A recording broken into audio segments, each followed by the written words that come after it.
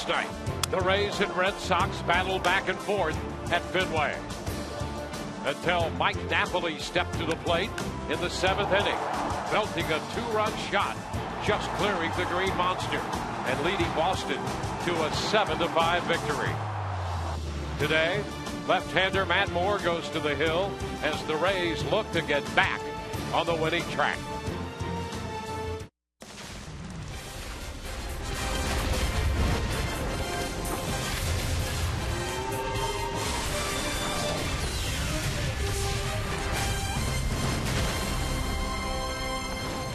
We welcome you to an afternoon of Rays baseball from Boston, Massachusetts, Fenway Park.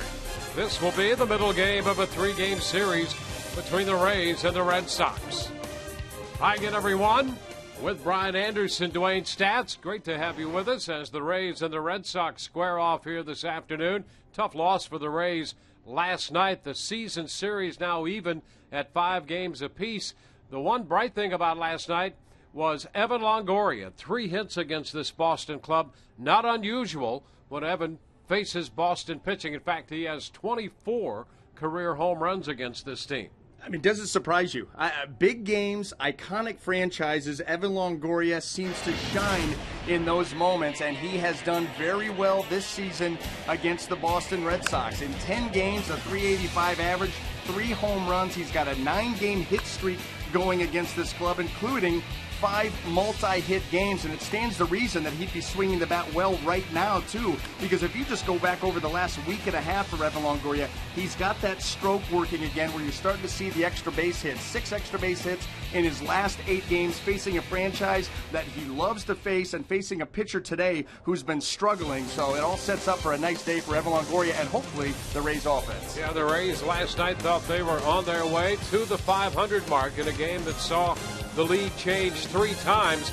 Didn't work out that way, and so they'll try to get even in this current series here this afternoon.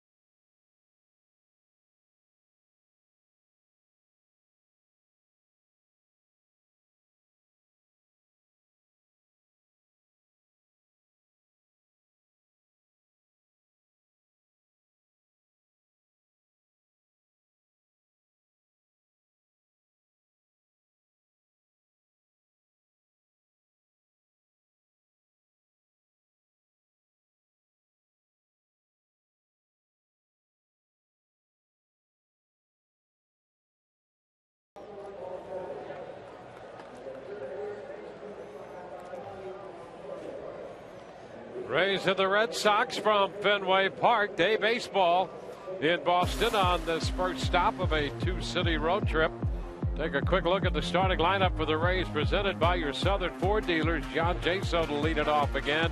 Souza Jr. and Longoria, Loney, Forsythe, Sizemore down the middle, Cabrera, Kiermaier, and Casale. Joe Kelly on the hill for Boston.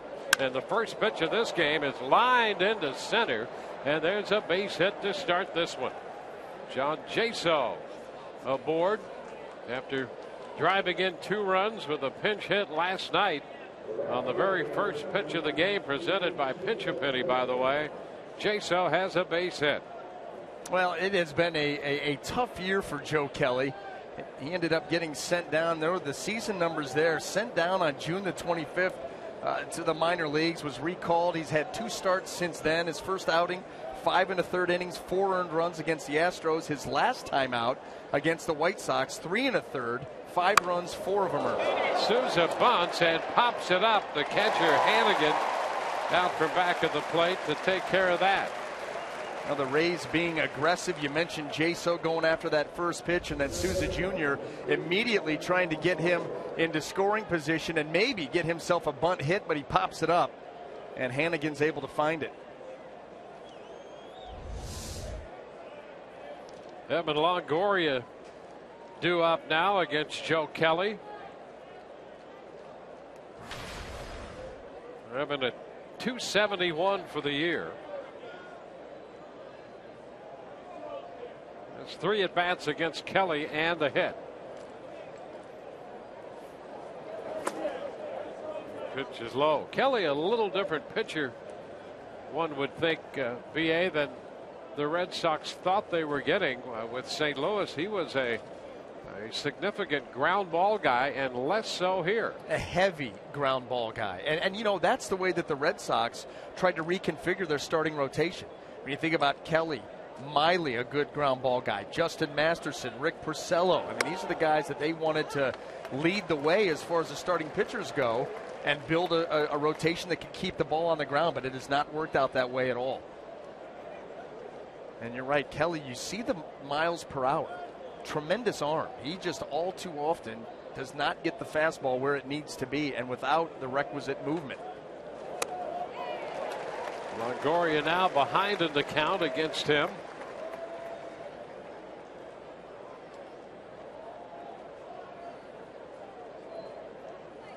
One on with 1 out in the first, just underway.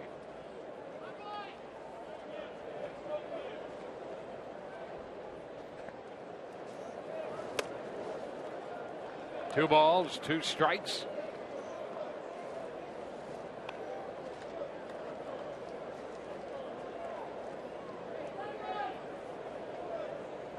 Opposing right-handed hitters have been extremely successful against Kelly. They're hitting .311 off him.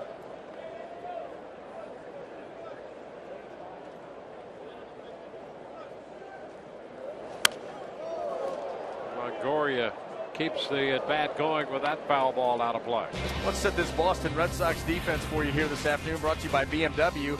Hanley Ramirez returning to left field, Jackie Bradley Jr. in center, and Rusney Castillo in right. Across that infield third to first, we have Travis Shaw, Xander Bogaerts, Brock Holt, and Mike Napoli with Ryan Hannigan behind the dish.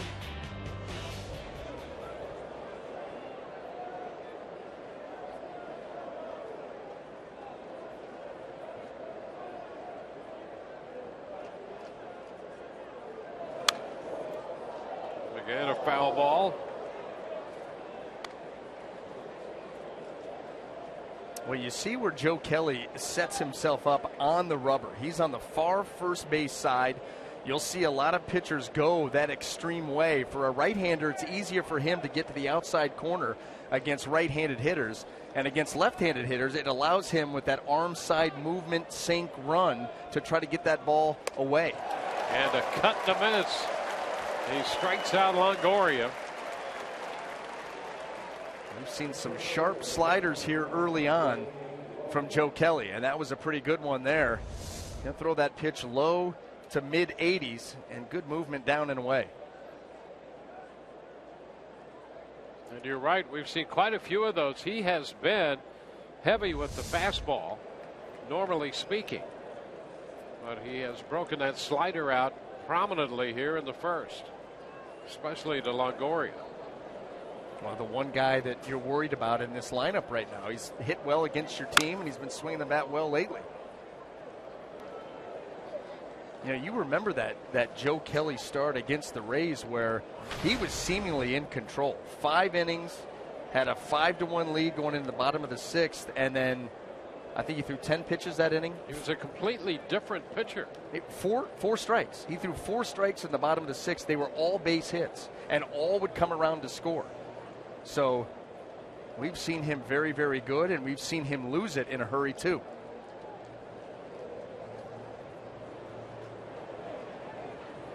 Started Loney with a fastball. He fouled that one. Pops this one up back a third. That's Shaw into foul territory. The Rays going to lead off single and leave J-So aboard. No score.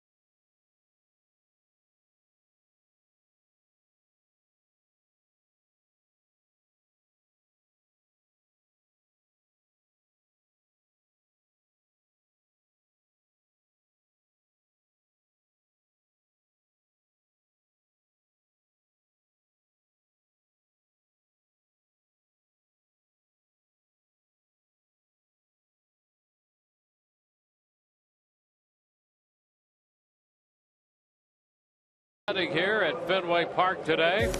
The lineup for Boston presented by your Southern Ford dealers. Brock Holt leads off, then Xander Bogaerts, followed by David Ortiz and Hanley Ramirez. Mike Napoli at first, hitting in front of Travis Shaw, who's at third. Rusney Castillo seventh, with Ryan Hannigan eighth. Jackie Bradley Jr. in center field. Well, for Matt Moore, we talked about it in his last start. It didn't happen. We're going to talk about it again today. A quick start. Matt Moore, for his own mental well-being and for the confidence of his teammates, needs to get off to a quick start here this afternoon. First pitch is a strike to Brock Holt. 5 starts, and he's had 5 leads in those 5 starts and has been unable to hold any of them. And a liner shot past Longoria into left. Sizemore with the pickup. And a leadoff single for Brock Holt. Well, let's quickly set the Rays defense for you, see how it's going to line up. Brought to you by BMW. Grady Sizemore makes his return, starts in left field. Kevin Kiermaier and Steven Souza Jr. round out the outfield. Across that infield, third to first, Longoria, Cabrera, Forsythe, and Loney, what you normally see there. And then Kirk Casale and his big stick will be behind the plate.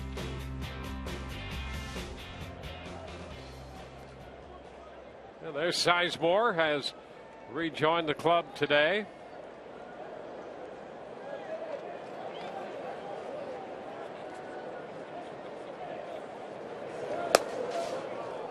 There's ball 1 to Bogaerts. Holt at first now with a little 5-game hitting streak, leading off with a single, and Bogaerts starts the day at .312.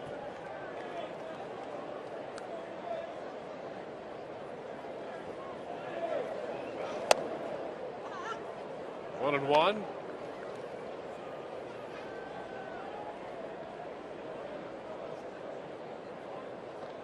Bogaerts hitting .378 against left-handed pitching. It's the second highest average against lefties in the major leagues, behind only Seattle's Nelson Cruz, who's hitting .386. 2-1.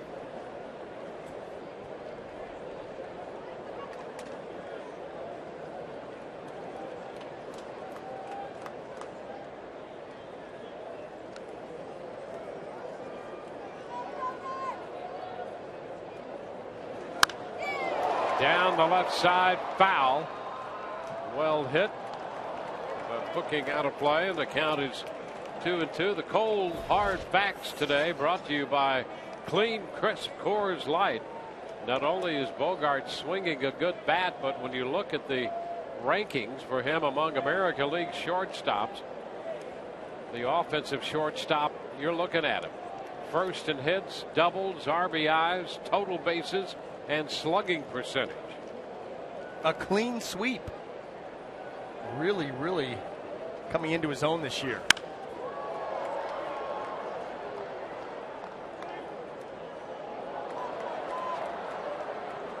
Still 2-2 the count.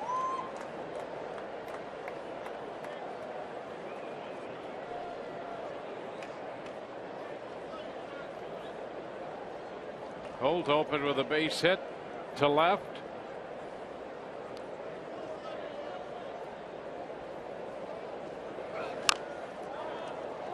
Just a little bit of that one to stay alive. Matt Moore trying anything here with Bogarts. We've seen the fastball. We've seen the changeup already. We just saw the curveball. You got a guy swinging a hot bat. You've got to give him a lot of different looks in different areas.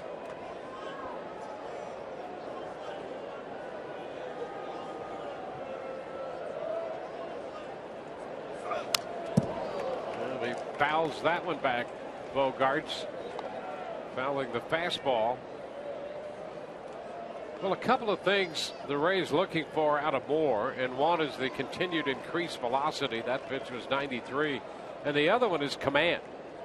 Really, probably command more than anything. Yeah, I agree, Dwayne. I think command takes the cake. The arm strength, it'll come or it won't. I mean, we'll find that out. But if you have command, you have a chance, and so that's what Matt Moore needs to really bear down on for the last couple of months of this season, and then going into offseason getting ready for next year. If he's a guy that's able to put the ball where he wants it, he can be deadly with the secondary pitches. This one shot through the middle. Holt stops at second on the single by Bogarts, and that was almost it was a slide step delivery with the changeup. Yep, and Bogarts had seen all the pitches. He stayed up the middle with the approach, and he's been swinging the bat well, so that doesn't surprise you. That's one thing when you talk about Matt Moore's command, and he has struggled out of the windup and the stretch. But I think what adds to the degree of difficulty with Matt Moore is out of the stretch, you'll see slide step, high leg kick, then two slide steps. They're two different deliveries, so you're just making it even harder on yourself to get into any kind of rhythm, and you've been struggling anyway. The first pitch strike into David Ortiz. Today's GMC big matchup. Ortiz versus Matt Moore is 8 of 17, and 4 of those hits for extra bases, including a home run. Sally blocks it, 1-1. That's what I would love to see from Matt Moore. Out of the stretch right now, you just stick with the slide step. Just get comfortable with one delivery instead of changing every couple of pitches. Maybe that would help him to simplify things. Whatever is most comfortable for you, maybe it's the high leg kick. Either one, pick one and go with it instead of having both of them. Yeah, and a high leg kick there with the off-speed pitch. 2-1. So you really start to, if you're going to throw 4 pitches with 2 deliveries, you really have to command 8 different pitches. And right now we should be trying to command one pitch, just one. Start with that fastball and get a delivery that is simplified. Back into right field toward the corner. Souza Jr. runs it down. Holt tags at second. He's going to go to third. The Red Sox will have been on the corners with one out. Ortiz toward the right field corner, and Souza Jr. nice job of getting over there. Yeah, thank goodness, because that wall plays tricky out there, you know, coming off of the pesky pole. And if there's any more hook to this, he could have got this out of here. This ball does not get away, stays down and in. And Souza Jr. a nice job of tracking it as he comes close to that wall. Yeah, you have to remember it's only 302 down the line. And that right field wall out there, the low point is 3 feet, a little higher toward the actual pesky pole there, but still anything down in that vicinity is a threat to go out. And it's such an odd angle. You don't see that kind of, you know, such an extreme angle coming off the pole. I mean, it almost goes straight back. And so anything that were to hit that wall is going to bounce oddly. You see that all the way out into center field. Hanley Ramirez up here, the left fielder, and the pitch is down to him.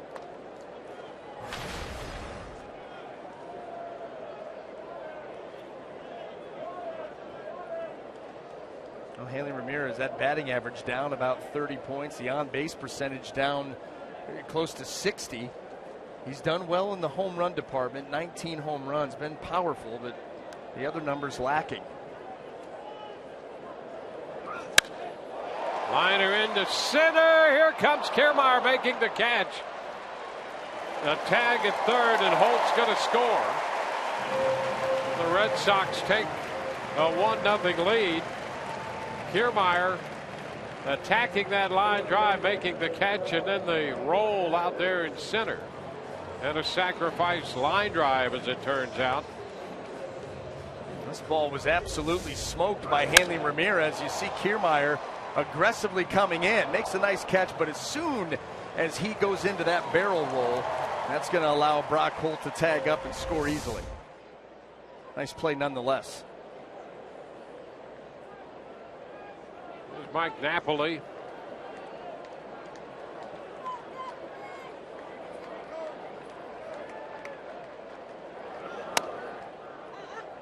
He takes a strike. Take a look at Kiermaier and his handiwork in center field as he charges that line drive. It started to sink on him.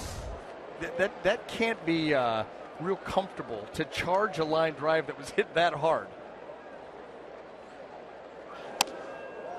Big cut and a miss by Napoli on a fastball, and it's 0-2.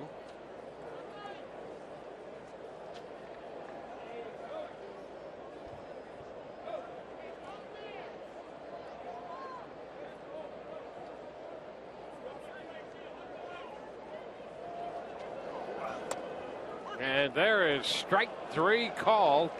Napoli caught looking at a fastball. Red Sox get one and lead 1-0.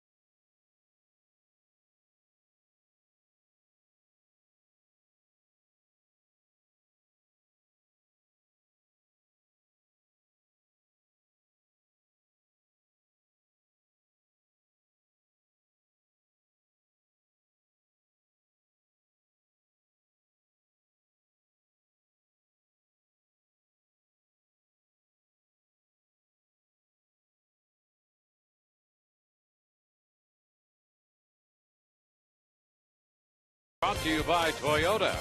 Let's go places. And by Morgan Auto Group. Make it Morgan. We make it happen.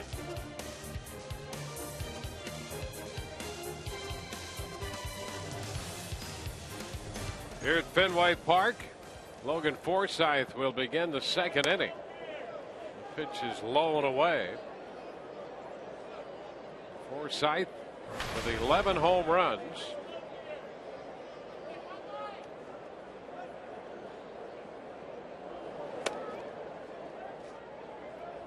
Two and 0. Rays facing Joe Kelly, 27 years old, out of California, Riverside. He was born in Anaheim.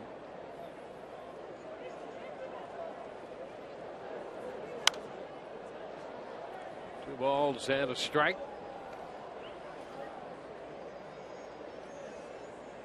Kelly originally with the Cardinals. He was a third-round pick in the June 2009 draft by St. Louis. Split last year between the Red Sox and the Cardinals and was a combined 6-4. Well, and if you were Boston, you had to be, and it's not like, 27 years old. There's still plenty of pitching left in Joe Kelly's future, but excited to get the ground ball type of guy with the velocity that he can feature up in the mid-90s. Well, they were getting a guy who had that and some pretty good postseason experience with St. Louis. And that is invaluable. That is invaluable. You cannot duplicate postseason baseball and what that's like, and if you can perform in it. Completely different game than even regular season. Forsythe is out on strikes. That'll be the first one of the day for Kelly. And I think once you establish yourself as being able to perform on that stage, yeah, you feel real excited about, a guy. Not only does he have a track record in the postseason, because we plan on being there, but certainly he'll throw the ball well in the regular season, but it hasn't worked out that way this year. Yeah, so you can see why the Red Sox would have that interest. A good arm. That last fastball was clocked at 96. Here's Sizemore sending a fly ball into right, and Castillo is over to catch it. Two gone. So Kelly, a high velocity guy who had thrown ground balls, only 26 at the time they got him, with postseason, including World Series experience. You'd say, sure, this is a guy you'd take. Yeah, maybe it's a situation where it's Boston. You see that a lot, guys. They go to New York. Think about Brian McCann. First year, a little bit of a struggle. All of a sudden, you get comfortable, and now you start to put some things together. Maybe that could happen for Joe Kelly next year. Maybe he'll finish this year strong. Who knows? As Drupal Cabrera at the plate. One ball, no strikes.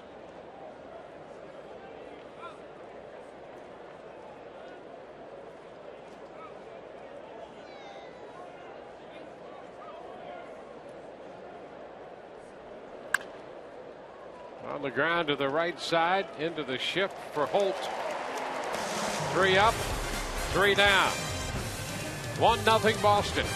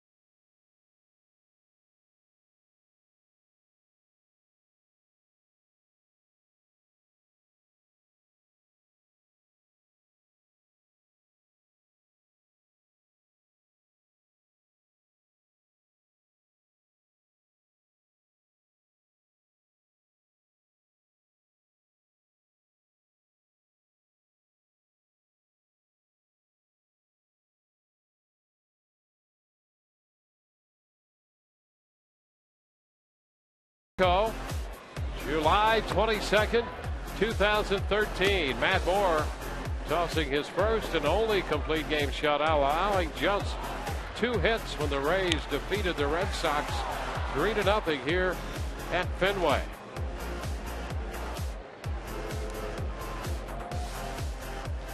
Matt giving up a first inning run. Travis Shaw, who just rejoined the Red Sox today, and he takes the pitch for a strike. Shaw playing third base.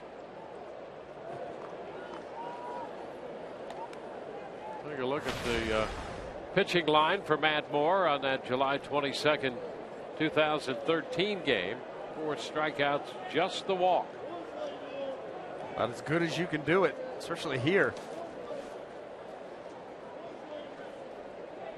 1 ball, 2 strikes. Now that's the ability that you know is lurking right beneath the surface. Same guy. This one's headed toward the corner, slicing away from Sizemore. Shaw's on his way to second, ahead of the throw. For the second straight inning, the Red Sox put the leadoff hitter on base. Well, and that was a really nice job by Travis Shaw. Pitch away, he goes away. You know, he's already down in the count, 2 strikes. And that ability to use the entire field. Not a bad pitch at all by Matt Moore. That ball's actually off the plate away. A better job of hitting by Travis Shaw, just flipping that ball into the corner.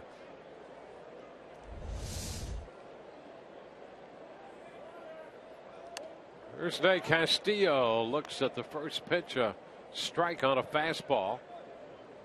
Castillo, 28 years old.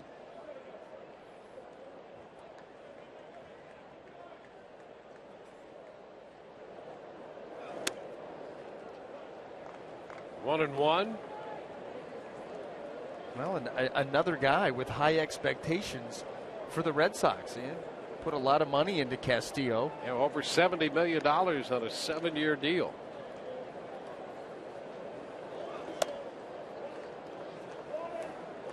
Two and one.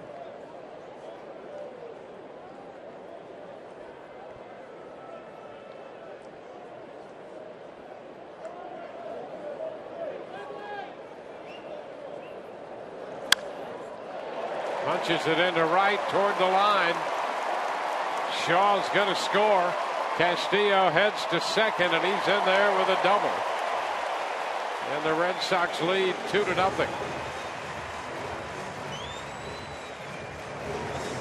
Well, how about these first 2 hitters here in the second going the other way? Shaw out of necessity, and Rusney Castillo, well, he gets inside of a curveball and is able to shoot that ball into right field, and they just trade places. Watch him keep the hands in. Just get down into that pitch.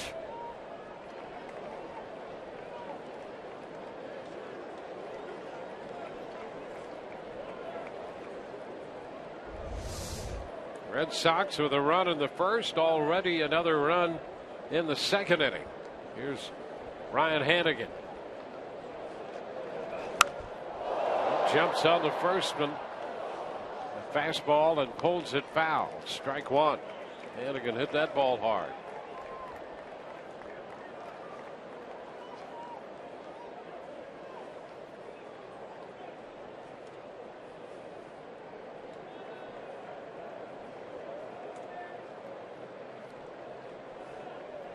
Hannigan hitting .231 for Boston with a home run and 9 runs batted in.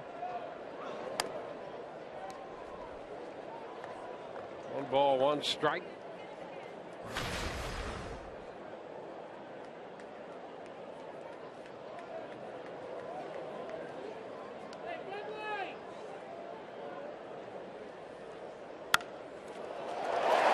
Pass Longoria into left. Castillo will have to hold at third, making the turn. So 3 straight hits to open the bottom of the second inning.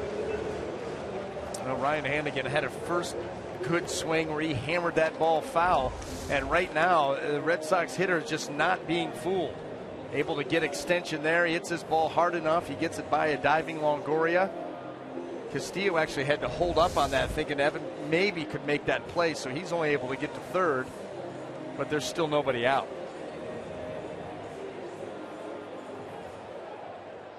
2 on, 2 in. Jackie Bradley Jr., the number 9 hitter, about to step in.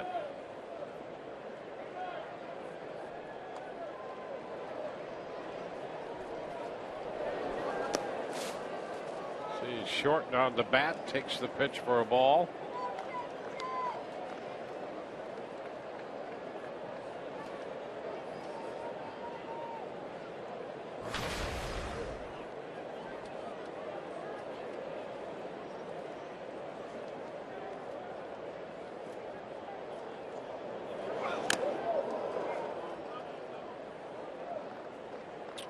Bradley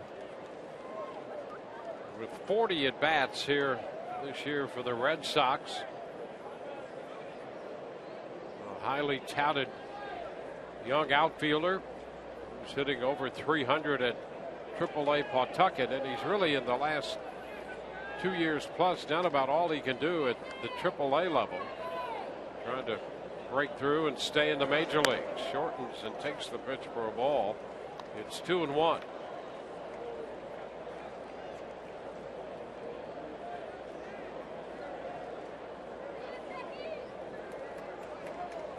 Just recalled from Pawtucket Wednesday after a prior stint up here with Boston. And he's ahead of Matt Moore, 3-1.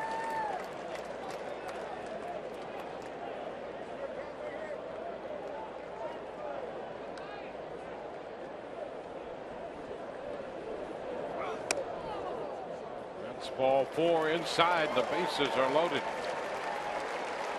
3 hits and a walk, a run is in, bases loaded, nobody out. Jim Hickey heads to the mound. It continues to be a struggle. We've said it the last couple of starts. What Matt Moore needs more than anything is a quick start to a game, some success early to try to build upon, and has not been able to do that. I mean, Brock Holt led the game off with a base hit, would come around to score, and here we are in the second inning, already more damage and bases loaded with nobody. This doesn't help. Well, and what we've seen in 5 starts and then the beginning of this one puts the Rays in a situation where what do they do going forward?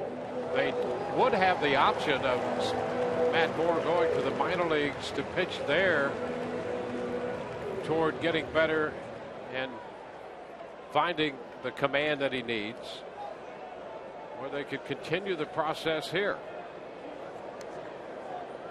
Brock Holt bats with the bases loaded. The pitch is down, 1 ball and no strikes. It's just tough mentally to continue to go out at this level and this level of scrutiny and struggle right out of the gate every start. It just mentally beats you down. I don't care how high you hold your head. It takes a toll. Yeah. And we have no idea knowing what the club would be thinking of doing, but so it's all just conversation. But you're right about that. It's difficult for the individual and the team. Yeah. And any move, insofar as an option is concerned, would be not punitive in any way, but it would be in an effort to help things get settled. Here's Kiermaier going back to make the catch. Castillo's going to score, and the other runners will advance. Hannigan tag was headed to third, and Kiermaier's throw was back toward third. And Bradley moves up to second. Yep, that's exactly right. That ball was hit deep enough that Hannigan's going to get to third. You would have liked to have seen Kiermaier with an aggressive throw to second to keep Bradley Jr. from being able to move up. But instead, Bradley Jr., boy, he has that hard start off of first. He sees where the throw is headed and knows that he can get into second easily. So not only do you get the sacrifice fly, but like you said, everybody else moves up 90 feet. That is not a good play for the Rays. Infield forced to come in now with 2 men in scoring position. The pitch to Bogaerts is a ball.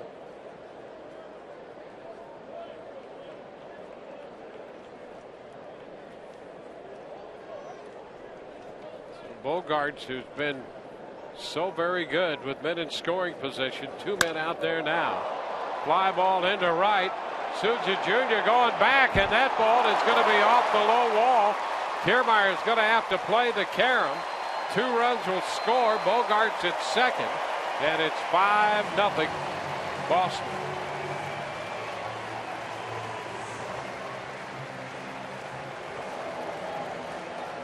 Well, that ball was well struck, Dwayne. You just got it out of your mouth about runners in scoring position. He thrives in those situations, and he gets a pitch out over the plate to hit. And boy, did he hammer this ball. A foot, maybe less, getting out of the park right there. Right, oh boy, right off the top of the wall. That close. A 4-run inning, and here is David Ortiz. Swinging and missing, strike one.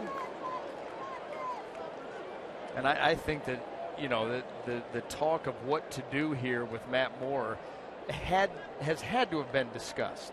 It would be irresponsible if it hadn't been. Now, what they decide to do, we'll see. But certainly, that's got to be on their mind. And going to third, he's in there safely.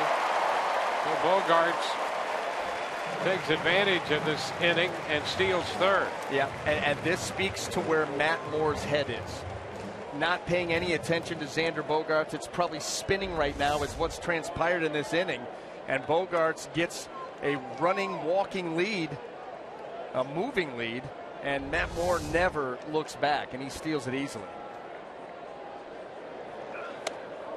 And a cut to miss. Ortiz is out on strikes. Well, you needed that.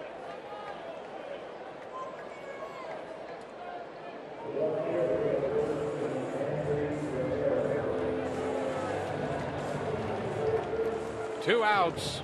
Hanley Ramirez walks to the plate. And there's Alex Colomé up in the bullpen for the Rays.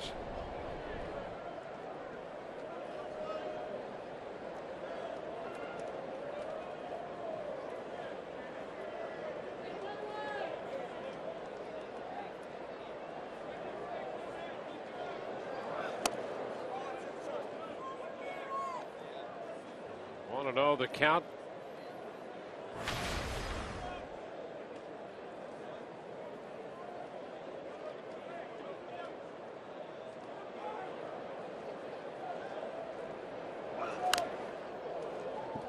One and one.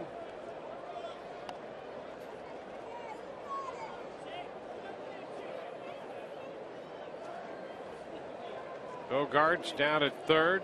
2 outs, 4 runs in.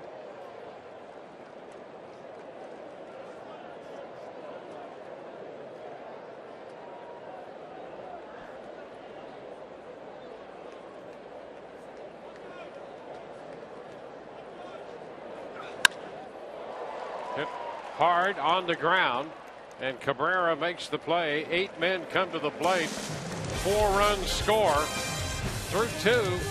5-0.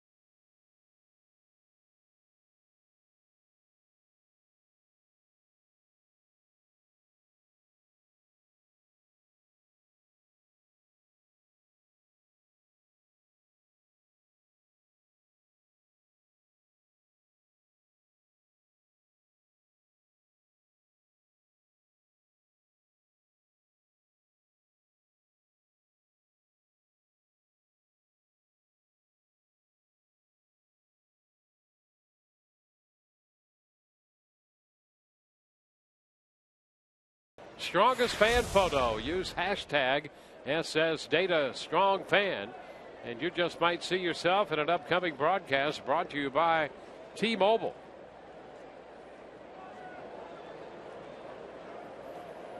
Kevin Kiermaier to open inning number 3. Facing Joe Kelly. Kiermaier hitting 8th today in the lineup for Kevin Cash, and the pitch is a strike.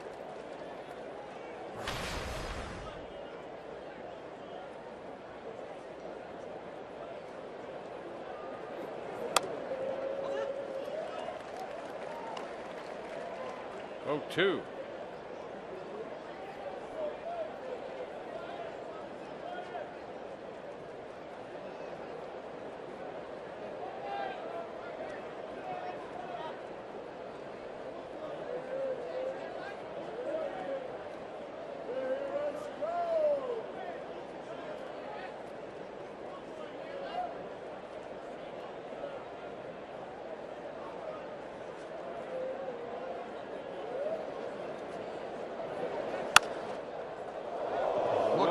Boy, Chad Fairchild trying to get out of the way of that line drive, and fortunately, as he headed up the line, that ball started to slice a little bit.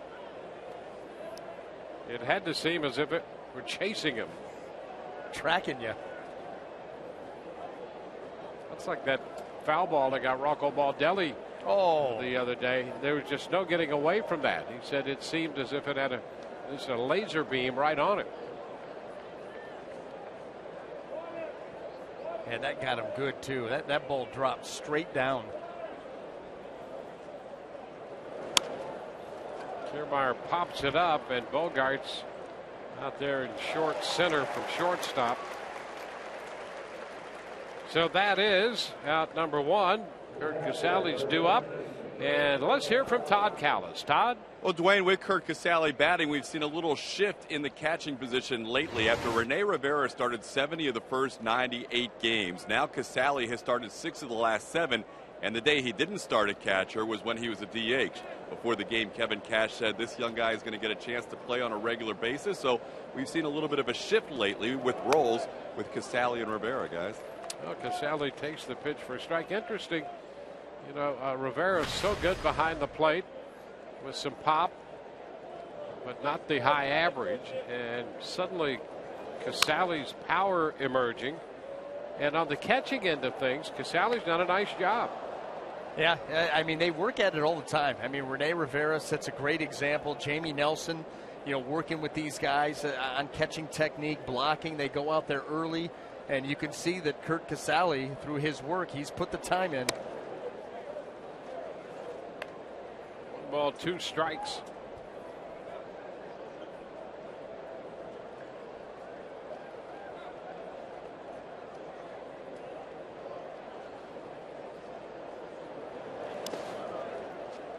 How about this, Dwayne? This is Kurt Casale's now come to the plate for the 62nd time. 62nd time. No, we're not. It's not April. He's 4th on the team in home runs. How amazing is that? Ouch. Yep. 7 home runs for Casale. Oh, that's a strike. Breaking ball that caught the outside corner.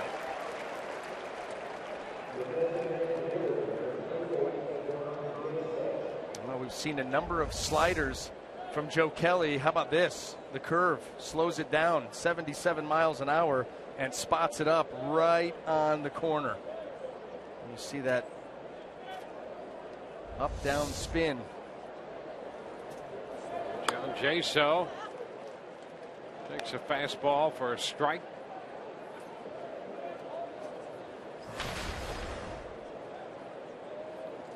Pop out on a strikeout so far.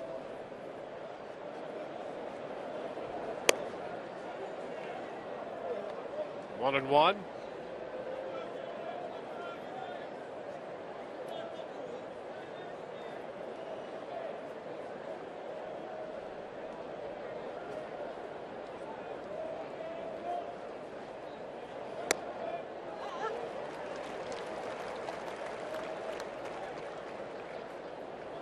Jaso now behind in the count.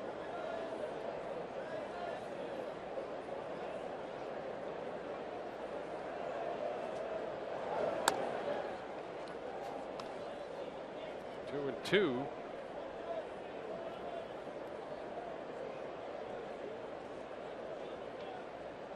Kelly's given up 4 earned runs or more in each of his last 3 starts, and has a big lead here early. It's Jaso looking. The Rays down 1-2-3.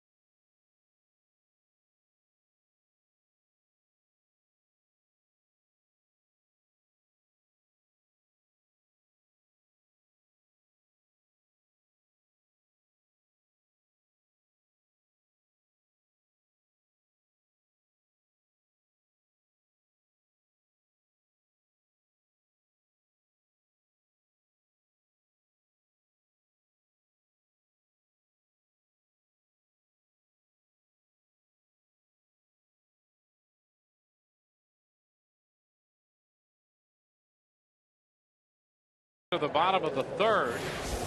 Well, baseball from the beginning. Tampa Bay, a fascinating story with more than 100 years of baseball history. And on the next episode, we'll explore the career of one of Tampa Bay's most famous big leaguers, Al Lopez, premiering today immediately following Rays Live, the postgame show on Sun Sports. Bottom of the third underway. Mike Napoli takes a strike. Napoli called out on strikes, looking at a fastball his first time. A number back to the hill. Moore with the pickup after that little bobble.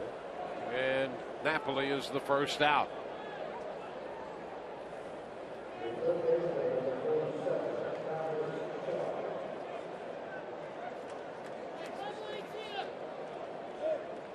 One gone, and Travis Shaw due up. John Farrell is out with a little running conversation going with Craig Gibson, the crew chief, down at first. And let's see if he might be arguing if that ball might have made contact with Napoli while he was in the batter's box. And the reason he thought that is because that ball was hit off the end of the bat. It was a cue shot, had a little English on it. So it didn't look right coming from the dugout. And of course, Matt Moore had trouble handling that ball with a little squib action on it, but you could see clearly that it didn't touch it.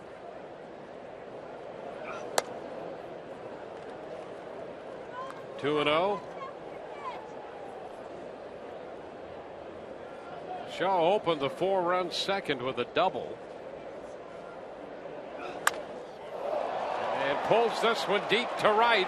Souza Jr. runs out of room, and it's gone. 6-0. Travis Shaw belts it out of here. All you got to do is check the location. Check where Casali is set up and where the pitch is actually delivered to, and you understand why the ball left the yard. Watch where Casali goes. Watch where the pitch ends up. Catcher's reaching back across the plate. Not good. Shaw has shown some power in the minor leagues. You look at the combination of 2012, 13, and 14. He did 56 home runs, more home runs than anybody else in the Red Sox minor league system. Well, this is what you talk about, command, and you miss your spot one side of the plate to the other, and that pitch just above the knees inside to a lefty with the power that you just spoke of. There you go. And it makes it a 6-0 ball game.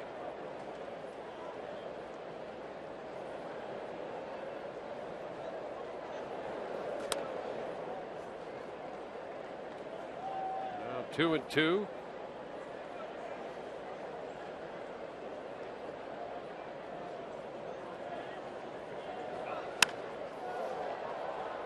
It's going to be a foul ball out of play off the bat of Castillo.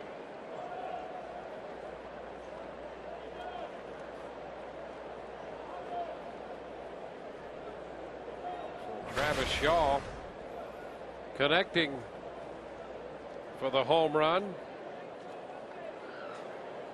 Picking up his first home run. He had been up earlier with the Red Sox, picked up his first major league hit in the first week of July, and now his first home run.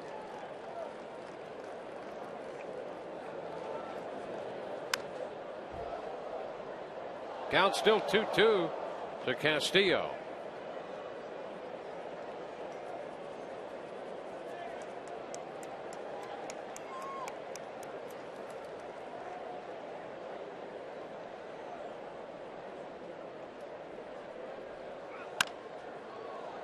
Charged by Cabrera, and the throw, Loney cannot come up with it, and Castillo is aboard.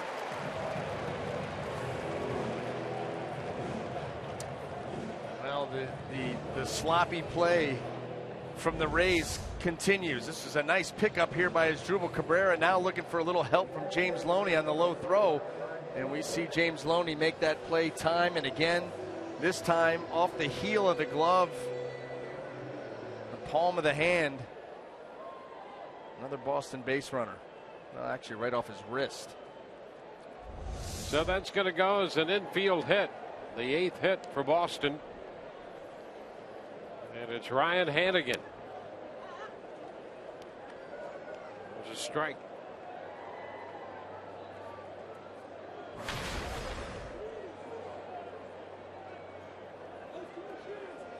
Hannigan singled and scored in the 4-run second.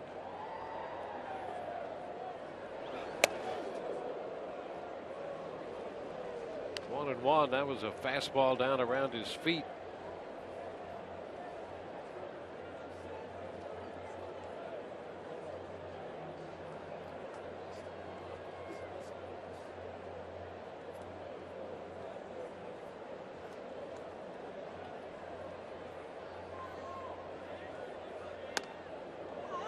One ball, 2 strikes. Well, Matt Moore coming off giving up 5 runs in 5 innings on 8 hits Sunday against Baltimore when he made 87 pitches. And he's been touched for 6 runs, 8 hits, 1 out into the 3rd at Fenway today. A liner into right. That's going to fall. A base hit. Castillo advances to second. A home run and 2 singles following the out recorded on Napoli.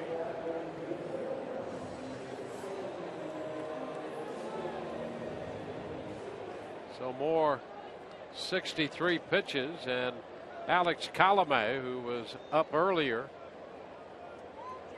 out there at the ready in the Rays bullpen.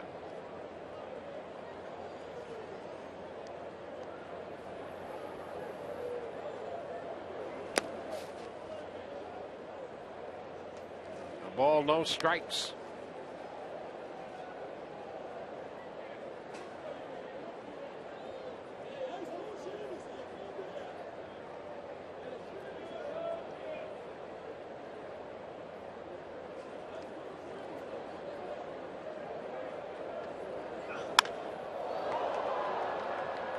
Bradley lifts the fly ball into right.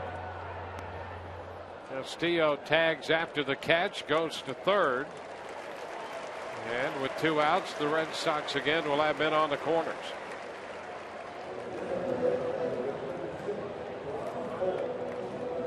So here we are in the bottom of the third. The Red Sox have jumped on Matt Moore for 6 runs, 9 hits. And coming up to hit for the 3rd time in this game already is Brock Holt.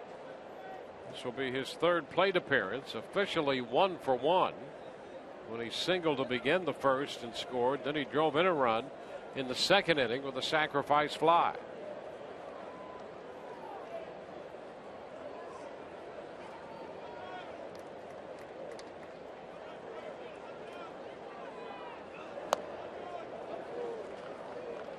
It's a ball and no strikes.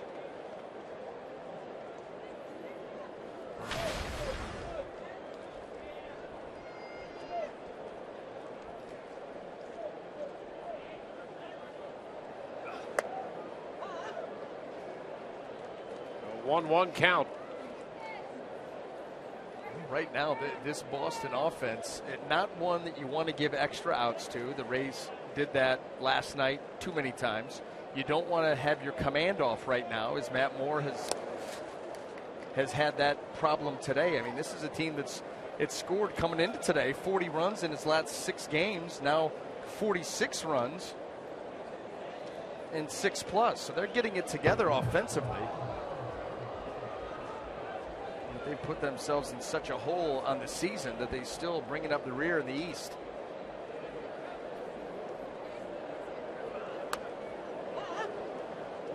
Takes the count to 2-2. And you got to think here, if Matt Moore is able to retire Brock Holt, is at the end of his outing. I mean, he has been laboring. Now this will be his 70th pitch.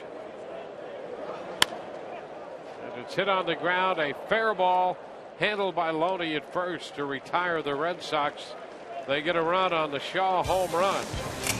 We're headed into the 4th. Steven Souza Jr. will lead off for the Rays, followed by Longoria and Loney.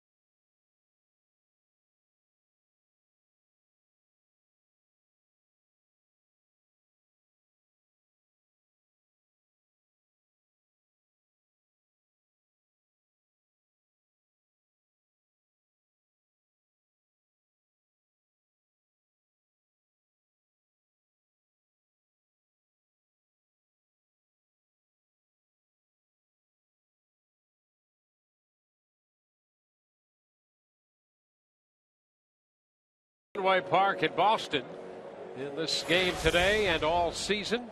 Tires Plus donates $100 to the Pediatric Cancer Foundation for every Tampa Bay Rays home run televised on Sun Sports.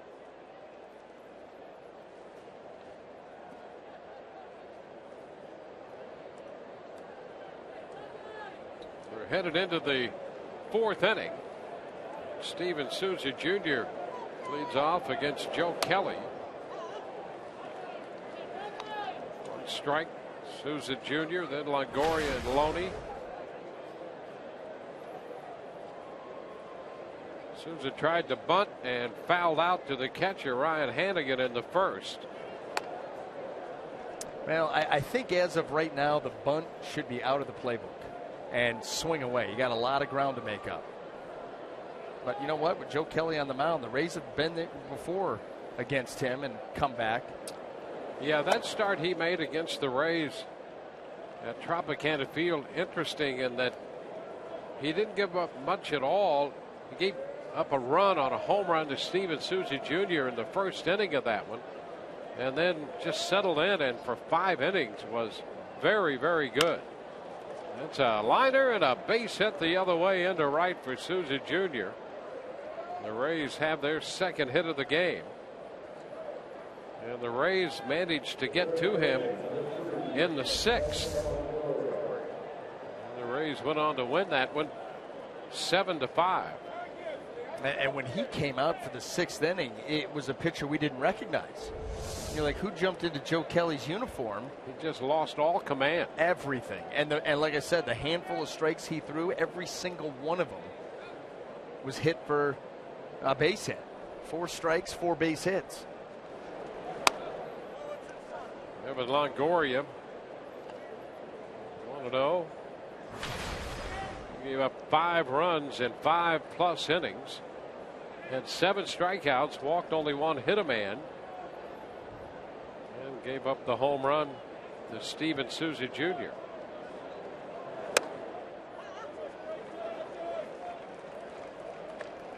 A ball and a strike.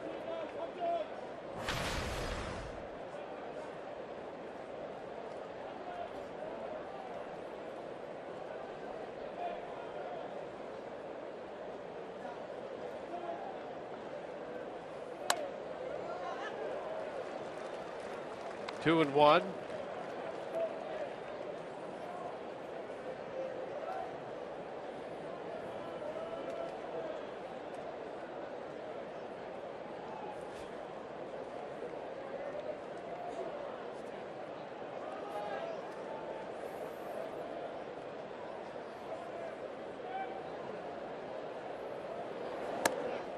Way wide. 3-1.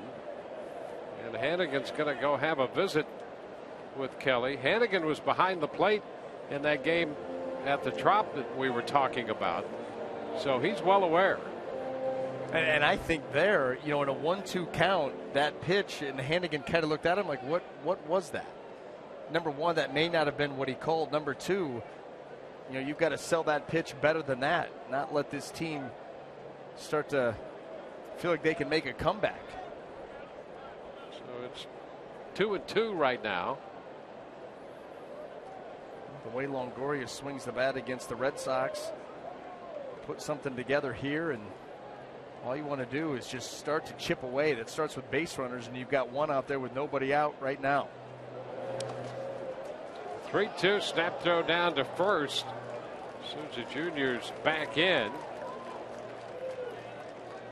Now this is eerily similar, Dwayne. You know, a base hit, and then you get ahead of Longoria. The last 2 pitches have not been close, anywhere near the plate.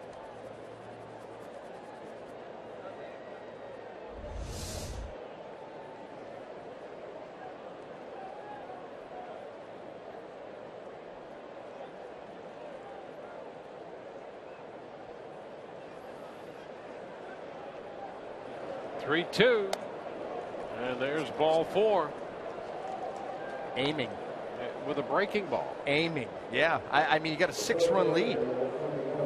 This would be concerning if I'm John Farrell or Carl Willis, the pitching coach. Well, I think Hannigan on that one pitch immediately had a flashback, and that's why he went to the mound. He had to be concerned then, too, because it got worse from there. 2 on, nobody out. Here's James Loney. Loney fouled to third his first time around. That's way high. Boy, he is missing now. Listen, we've seen the wheels come off before, and it's the same thing. You hand him a big lead, he cannot handle it.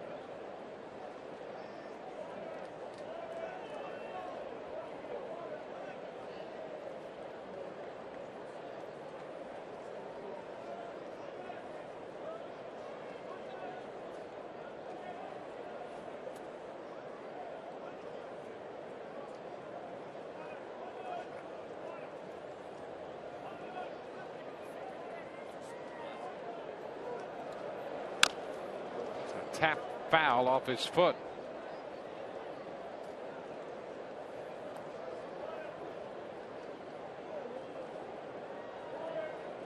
John Jaso opened this game with a base hit for the Rays, was stranded. Then Kelly proceeded to retire 9 in a row before Souza's base hit and the walk to Evan Longoria.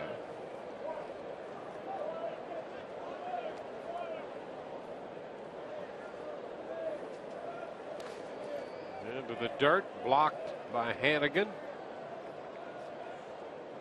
2 balls and a strike.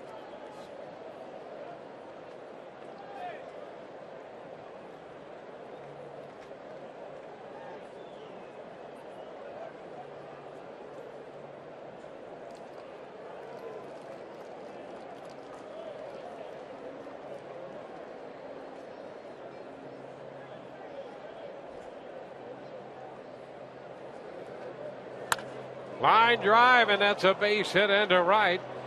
They're going to have to hold Souza at third. Castillo got to the ball, charging it in shallow right field. The bases are loaded for the Rays as Loney strokes a single into right. This game is going to get really close really fast the longer that Kelly stays out there, because right now he's pitching timid. He's lost his command. He's lost his feel. And the Rays are taking full advantage. Carl Willis, the pitching coach, goes out there to spend some time. You know, Willis was not the pitching coach at the time of that meltdown. Wandy Avens was here, so Willis did not see that firsthand, but well aware of the background. The Rays making a bid to climb back into this game, loading the bases in the 4th with nobody out, and Logan Forsythe about to hit.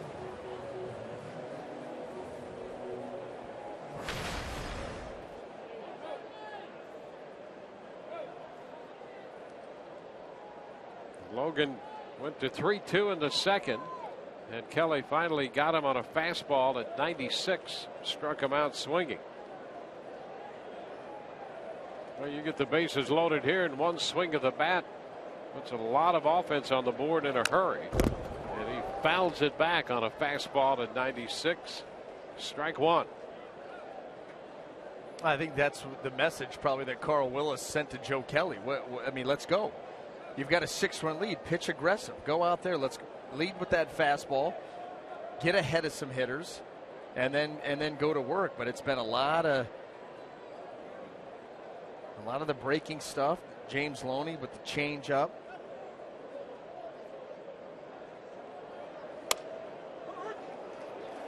Well, a couple fastballs to Forsythe. Kelly is ahead 0-2.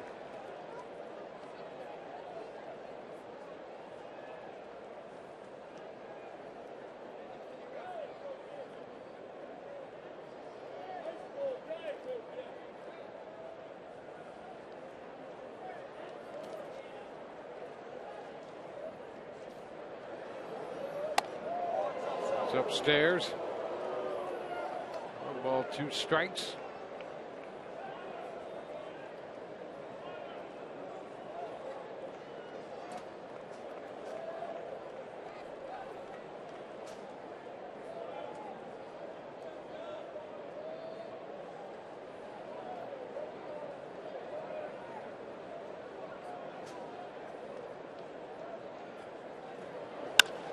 Liner into center for a base hit off a 1-2 fastball. The Rays will get 2, and they're on the board. Well, Forsythe sent that 98-mile-per-hour fastball right back into center, scoring Souza Jr. and Longoria. Loney advancing to second, and it's 6-2.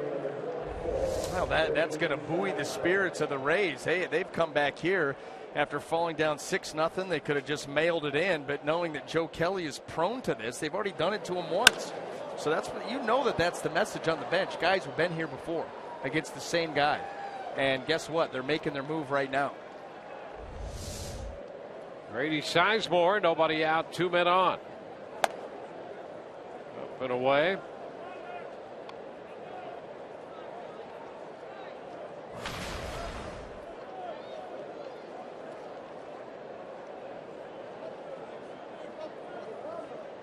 Sizemore had gone 4 for 18 in the 4 games he played at Durham.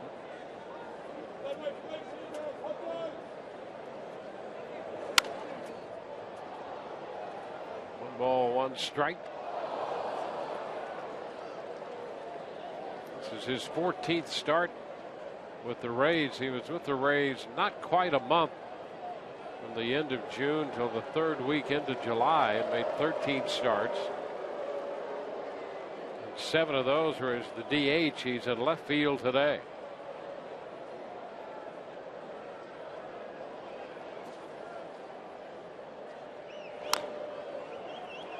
One ball, 2 strikes.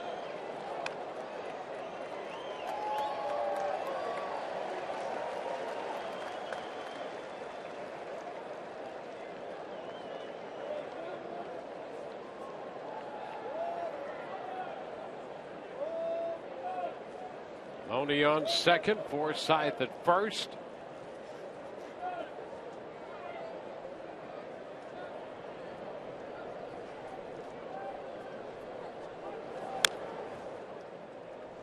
Piece of that one, and the count remains at a ball, 2 strikes. That was a nice job there too by Grady Sizemore. That was a good pitch by Joe Kelly, off speed. The changeup down and away, but he's able to just reach out there and foul it off. We've not seen Joe Kelly be able to put together consistently good pitches. So when you make one like that and the hitter spoils it, well, then you start to look for that mistake out over.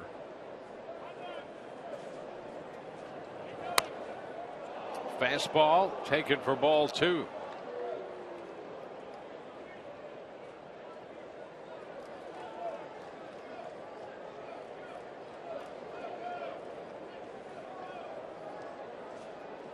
Loney on second, Forsythe at first.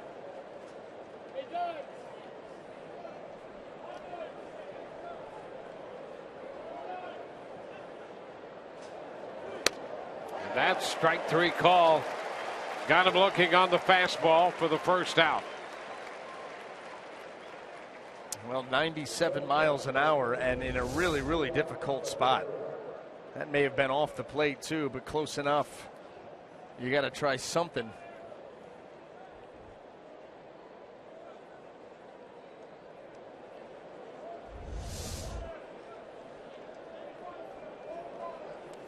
Now as Drupal Cabrera will bat.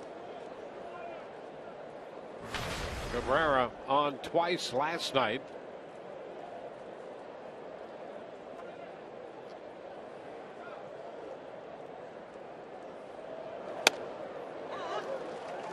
Takes the fastball for a strike.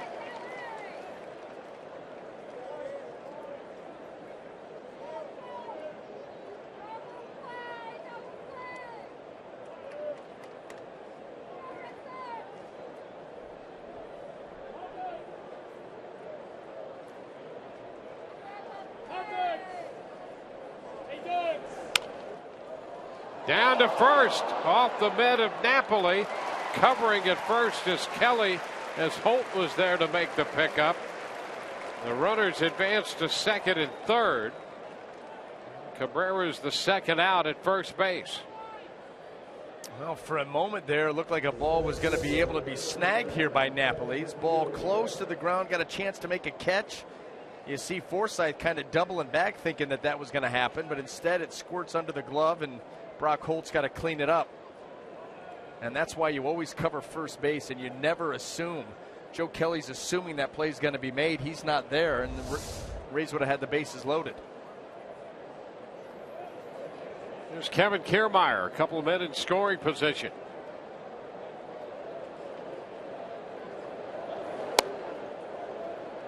Takes the pitch over but low at 96 miles per hour.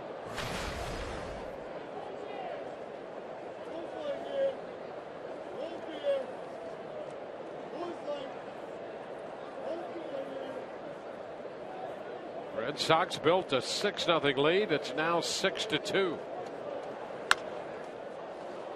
That's out of play. Yeah, and if Kevin Kiermaier can just find a hole, you're looking at more likely 6-4. Yeah, just like that, it could be a 2-run ball game.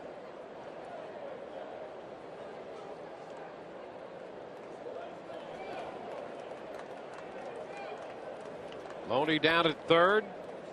Forsythe on second.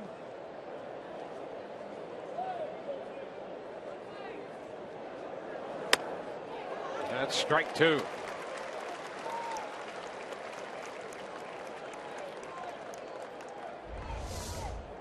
Well, he comes in here with the hard stuff. Last at bat, Kevin Kiermaier's retired on a changeup away that he was way out in front of and hit a pop-up to Bogaerts.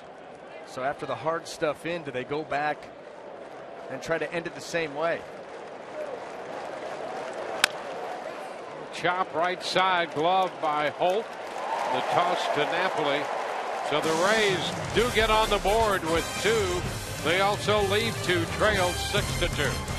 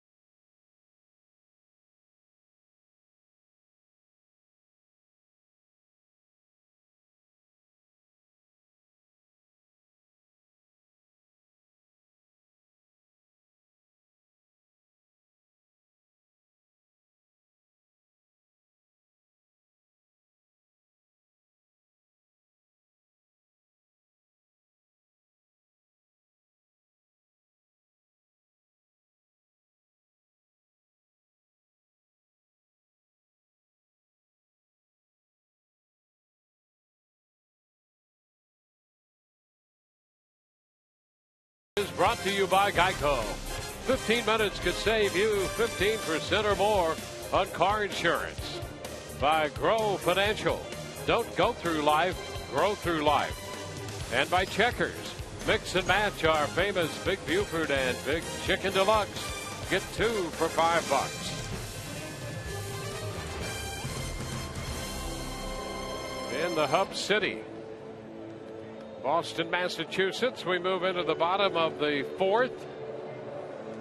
Alex Colomé will be the new pitcher for the Rays, making his 20th appearance and his 7th out of the bullpen. Comes in with a record of 4-4, this time in relief of Matt Moore.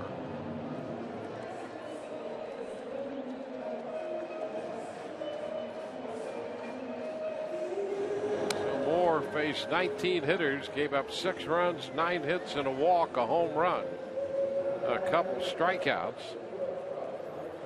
And we had him at just over 50 pitches.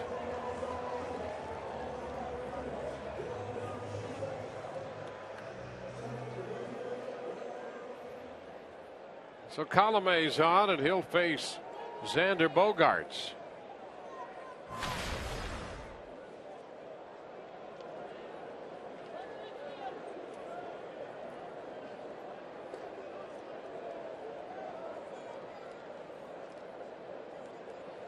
Shift on for Bogaerts. Pitch is high. So a right-hander in here, following the left-hander Matt Moore.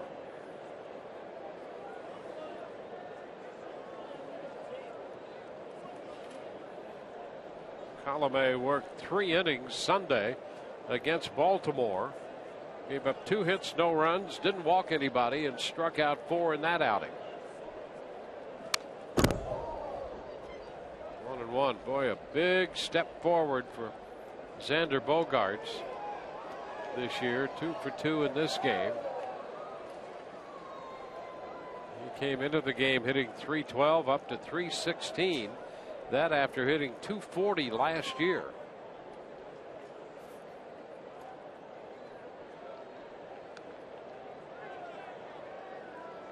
Well, you highlighted earlier on the graphic Major League or American League shortstops where he ranks in all those offensive categories right at the top.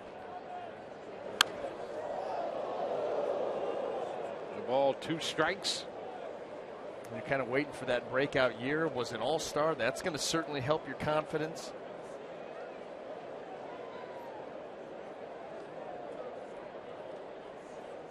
Well, the Red Sox in a situation where they're trying to figure out just how much of this deck they should reshuffle. Yeah, who are you going to be going forward? But they've got, first and foremost, they've got to figure out the starting rotation.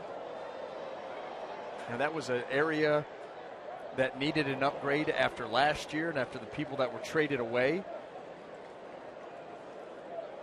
They tried to retool it towards a ground ball type of starting rotation. That has not gone well as far as rankings in the American League and earned run average. The starting rotation worse this year than it was last year.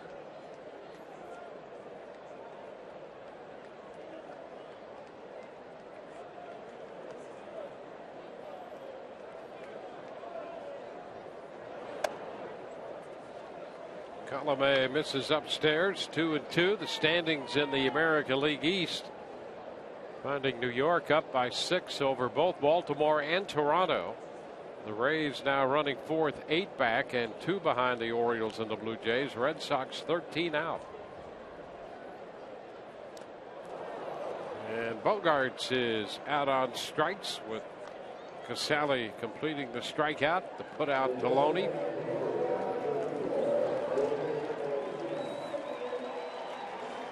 Well, as we look at our Toyota trends, you can see in July what a struggle it has been for the Rays and the Red Sox, among others, Rockies, Braves, and Marlins. But the Rays 9-16 to finish off July. And wasn't it the last couple of years the Rays had Major League Baseball's best record in the month of July? Yep, a complete turnaround this year in the wrong direction. A ball, no strikes, the count to Ortiz.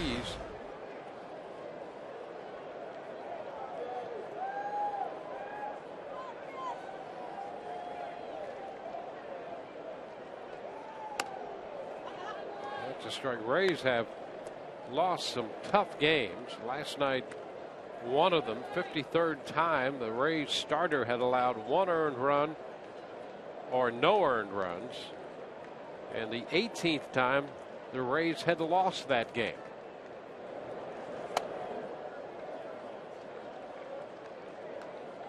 Two balls and a strike. You know, the accumulative effect of that stat on a team. Not only, you know, the pitchers are like, what more can we do? And we've got not only nothing to show for it as far as a win goes, we may take a loss for giving up that run. And, you know, and then the offense, the pressure that they put on themselves. This one shot toward the corner. One hop and to the wall. Ortiz will be held to a single. A 1-out base hit. A 1-hopper to the wall and left. Yeah, and off the bat, you're thinking extra base hit. David Ortiz does not move well. That's going to be like a slider right here. Ends up being, really doesn't do much of anything. Spins sideways, stays straight. David Ortiz peppers that wall down in left field.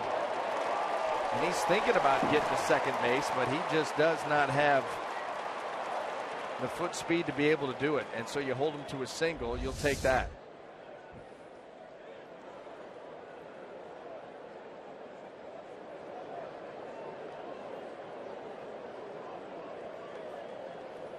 There's Hanley Ramirez.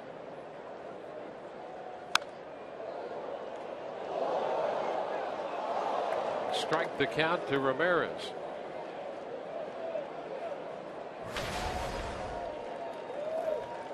Well, that similar situation that we discussed last night. We're talking about the 18th time the Rays have lost a game last night out of 53 when their starters had allowed no earned runs or one. And that situation that we cited coming out of the Chris Archer game against Detroit shows you how finely tuned and how very little margin for error the Rays have, with their offense being as diminished as it has been. 8 times the Rays had lost when their starter didn't allow an earned run at all. So you take those 8 losses. Well, that's a nice pitch there. He had Ramirez chasing the slider for the second strikeout of the inning. Yeah, outside of that one that he did not make, the pitch he did not make to David Ortiz, he's been good with this. He struck out Xander Bogaerts on one that had a lot of depth. That one more of a sweeper, hard. That had more of a cutter look to it than a slider. But the effectiveness cannot be disputed. Mike Napoli.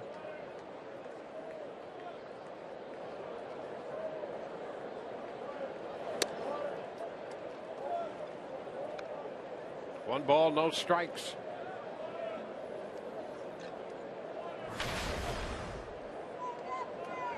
Red Sox put up a run in the first, 4 runs in the second, another run in the third. The Rays got 2 in the fourth, and now Colomé in here trying to hold the Boston offense. Tapper out in front of the plate. Casale plays it nicely to get Napoli. No runs, a hit, and a man left. We're headed into the 5th inning. 6-2 Boston.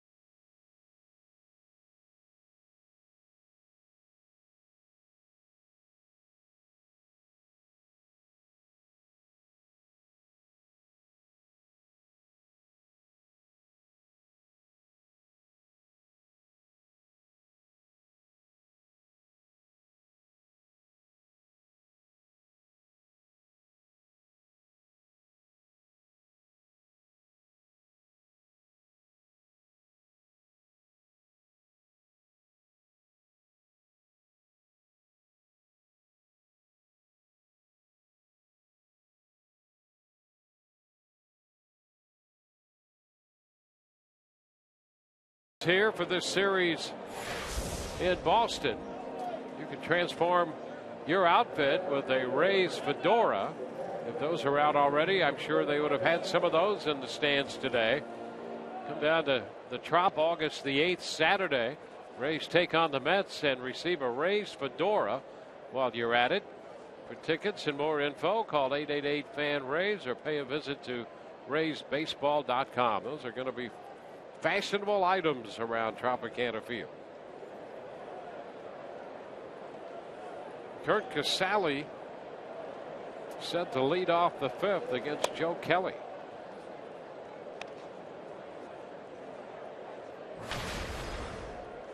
Casale hitting 9th, in the top of the order, Jaso and Souza Jr.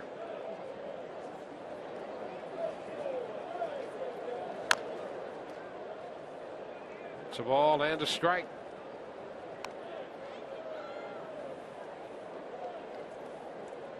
Rays pushed Kelly a little bit in the 4th inning after he had retired 9 in a row. Gave up Leadoff base hit to Jaso, then retired the next 9 men. The Rays put the first 4 men on base in the 5th. Ground ball shortstop. Bogaerts makes the play. 1 out in the 5th. That's kind of been the trend that we've seen. You know, retire 9 in a row, then 4 straight base runners reach. You just got to continue to, you know, work good at bats and keep the pressure on Joe Kelly. Don't be afraid to be aggressive. You know, fastball out over the plate, take a rip. Let's go.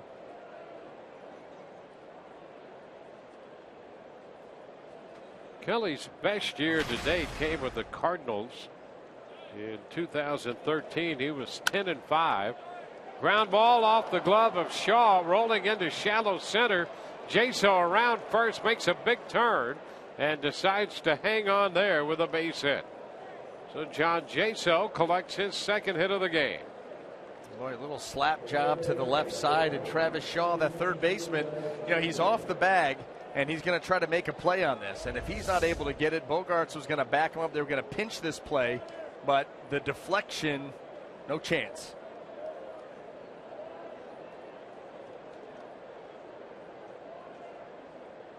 So they have Shaw in there at third base. He played a lot of first base in the minor leagues, primarily a first baseman.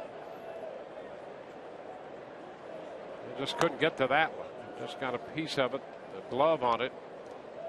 So a base hit for Jason. Steven Souza Jr. is the hitter for the Rays, taking a fastball for ball 1.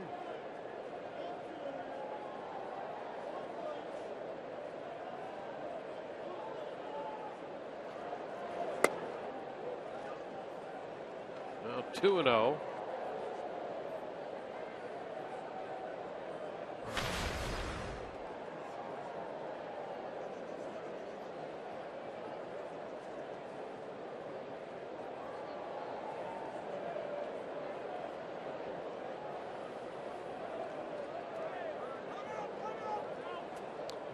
Time granted by Sam Holbrook.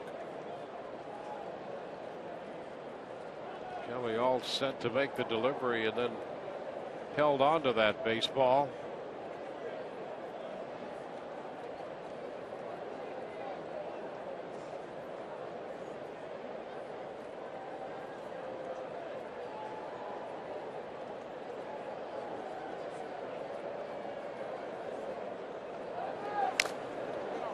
Foul ball. The check swing. It's 2-1. Well, you want to be aggressive, but you don't want to overdo it. And that was ball 3. You know, we've seen where Joe Kelly gets into trouble. You get him out of the stretch, and all of a sudden he becomes very vulnerable. And a 2-0 fastball that was down and away, and he's able to pick up a strike off of it.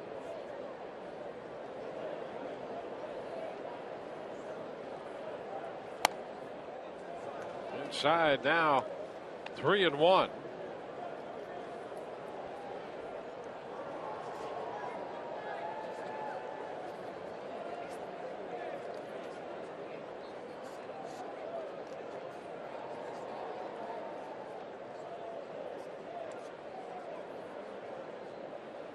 Oh, and he hits Souza. A direct shot. Souza hit by that pitch.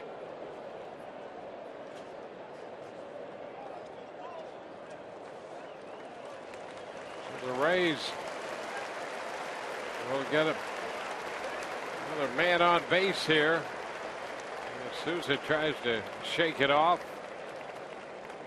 And you're still trying to make heads or tails to what Joe Kelly is doing out there. You know, fastball, right-handed pitcher, right-handed hitter, fastball in. That's a low percentage strike call pitch.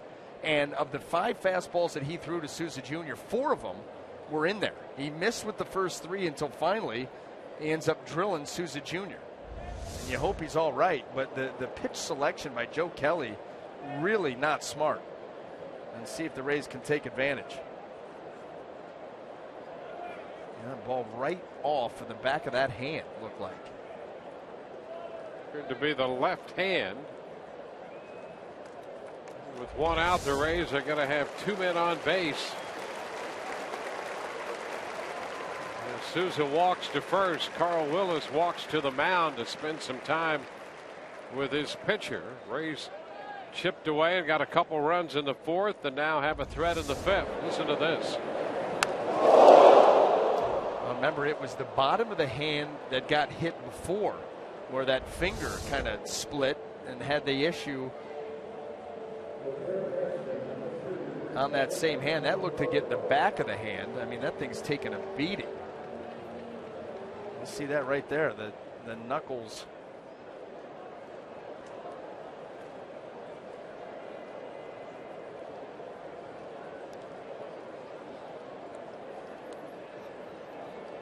Well, 2 men on for Evan Longoria. Evan has scored one of the 2 runs for the Rays. Pitch is a fastball, strike one. Fastball in the mid-90s.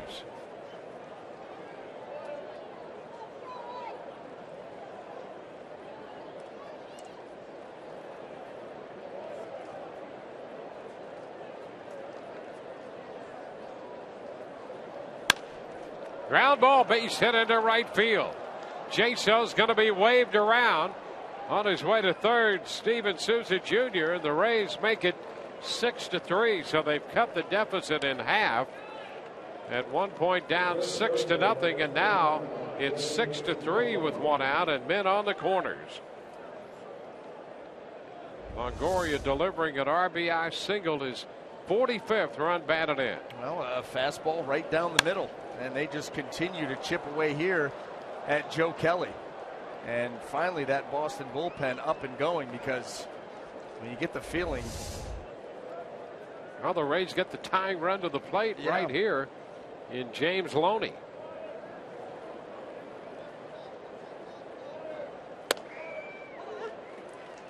One strike. Loney singled into right in the fourth.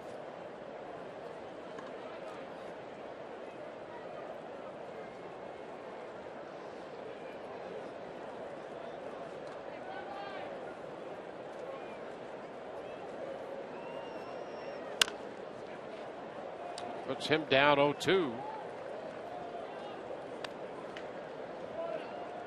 The lefty Craig Breslow is up in the bullpen.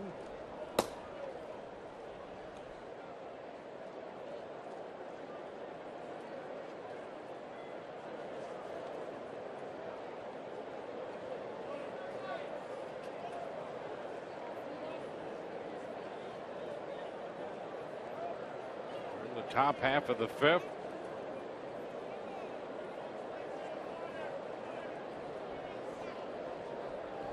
Loney behind 2 strikes. Ground ball, that's up the middle, base hit into center. Souza will score. Longoria goes to third. Loney drives in the run on an 0-2 pitch, a fastball that he got through the middle of the infield, and the Rays have cut the Boston lead to only 2.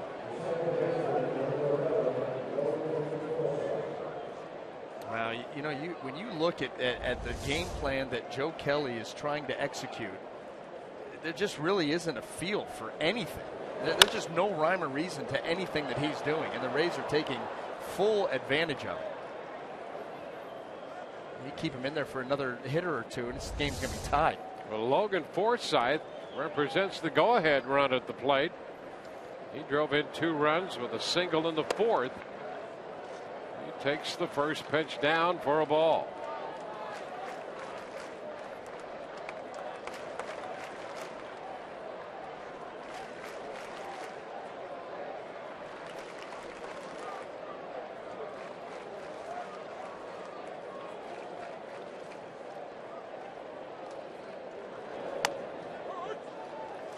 One and one. A single, a hit batter, then 2 more singles, and the Rays have 2 runs across the plate in the fifth.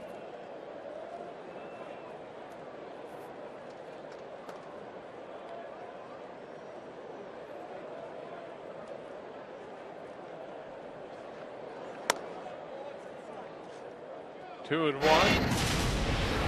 Logan was behind, but he singled into center field in the fourth.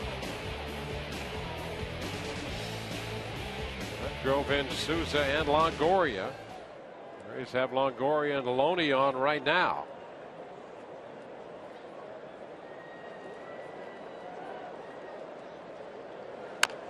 Little tapper, that's foul. The count is 2-2. Well, this is the situation Logan Forsythe can shorten up here. We've seen when Joe Kelly has gotten himself into position in these 2-strike counts, far too many pitches have stayed out over the plate. And you're thinking about Logan Forsythe too. You're thinking about up the middle here, thinking up the middle, see that ball for a long time. A little piece of that one foul. Give him the slider.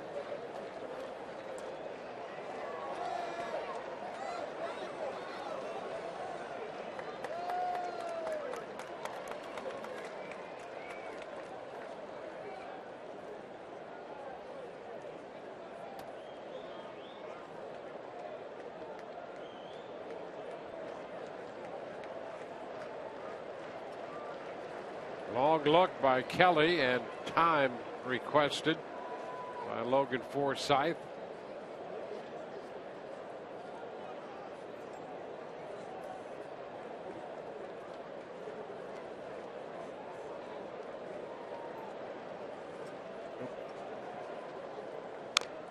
Tapper foul. That forces another 2-2 pitch from the right-hander Kelly.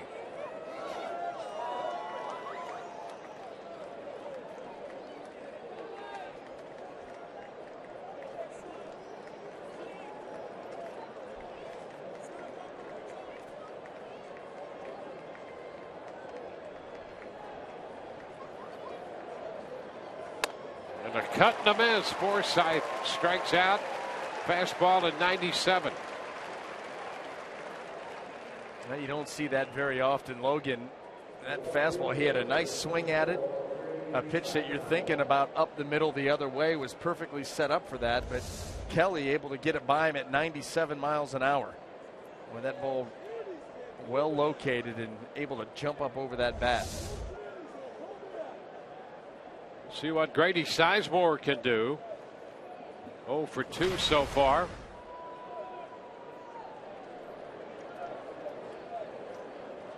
So far, Kelly has done quite well against the lower part of the Rays order. Starting with Sizemore, and there's a cut and a miss. Sizemore 0 for 2. Cabrera behind him 0 for 2. Kiermaier nothing out of 2, and Casale 0 for 2. Sizemore trying to turn that trend around.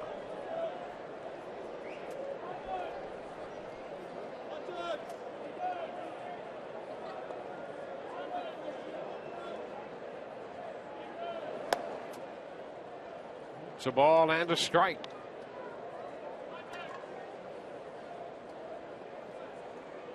Well, if he's going to continue, he struck out Grady Sizemore looking on a fastball down and away in his last at bat. Stay out there, and there's a wide open hole on the left side that Grady could just poke that ball through. Bogart's way up the middle.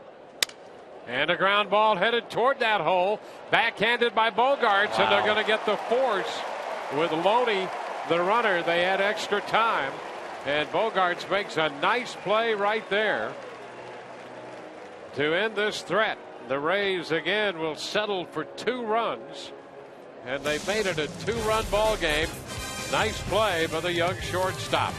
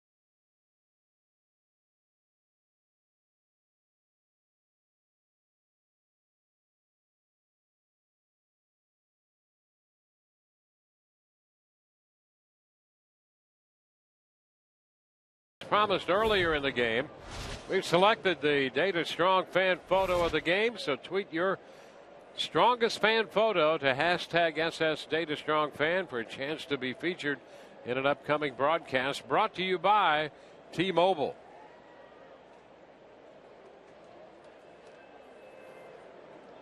It will be Travis Shaw leading off.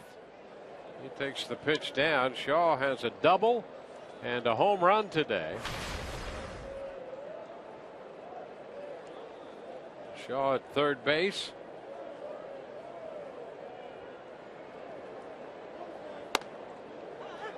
Alex Colomé throws him a strike.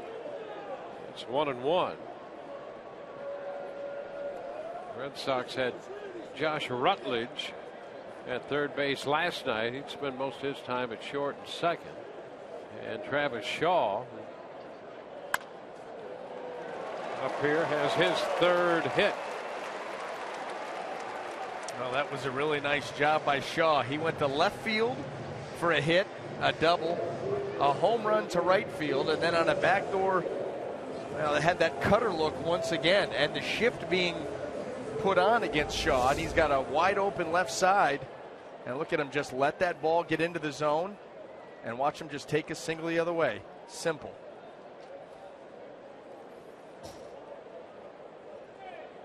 So Shaw's aboard for Castillo, Rusney Castillo, who is 2 for 2. He gets the bat back. That's a strike. So Shaw comes up here again and has a 3-hit day. He had been in a handful of games earlier this year. In 9 games with Boston, playing first, third, and left field. And playing third today. It is 3 for 3. Now the runner at first. 1-1. How about if you go to the 6, 7, and 8 hitters for Boston today? Combined 7 of 7. They have 7 of the 11 hits for Boston. Castillo off the mound. Colomé, and the throw to first gets him. And Travis Shaw moves up to second base. Well, that was a nice job by Castillo, not only to get the bunt down, but to make it that close. A good bunt, you're going to get the sacrifice, and at the same time, you're almost able to squeeze a hit out of it. Well, he drops it and gets a head of steam coming out of that box. Half a step. So he bunts Shaw into scoring position. Here's Hannigan, 2 for 2.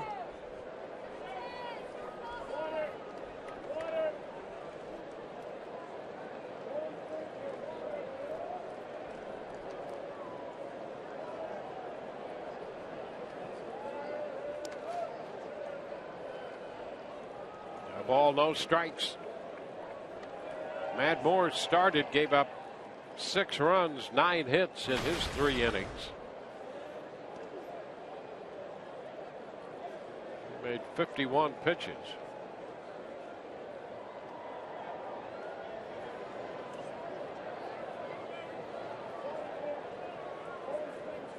He made more than that.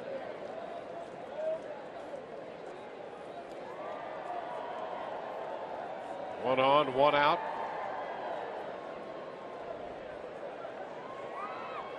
And we'll have a meeting between Casale and Colomé now.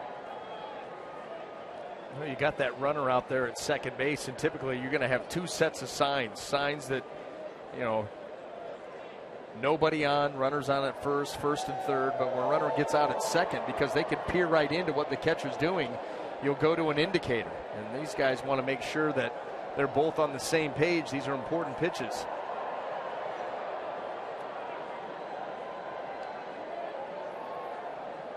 One and oh the count. Foul out of play, 1-1.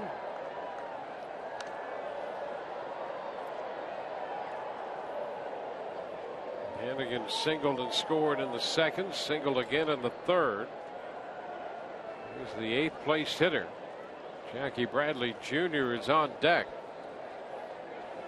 And it has been a struggle for Bradley Jr.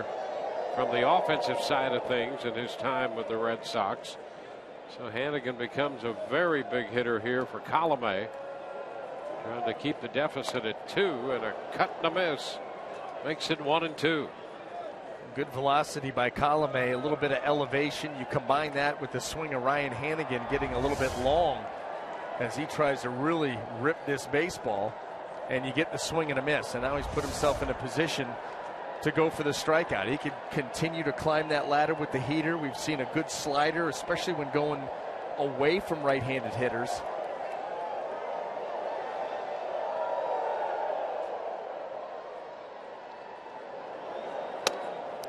That's too high, 96 on the velocity. The count is 2-2.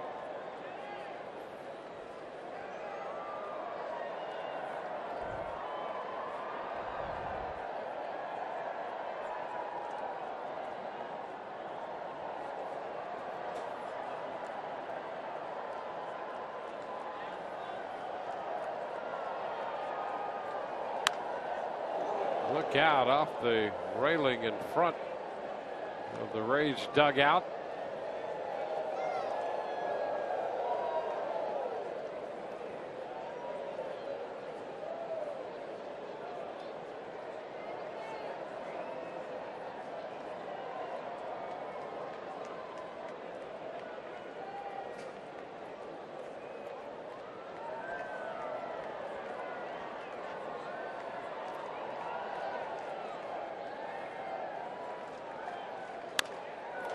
Fly ball lifted toward left center. Kiermaier cutting over to make the catch. 2 outs, and holding at second is Travis Shaw. So Colomé finally retires the veteran catcher Hannigan. And now it's Jackie Bradley Jr. coming to the plate.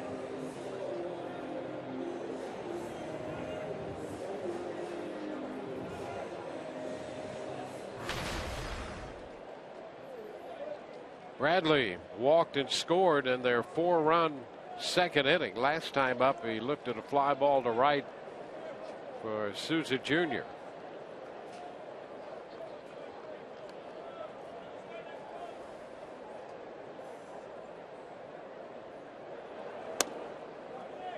Too low. Colomé in relief of Moore. Moore made 70 pitches, giving up the 6 runs, 9 hits. 3 innings, and now Colomé worked the 4th, on here in the 5th again.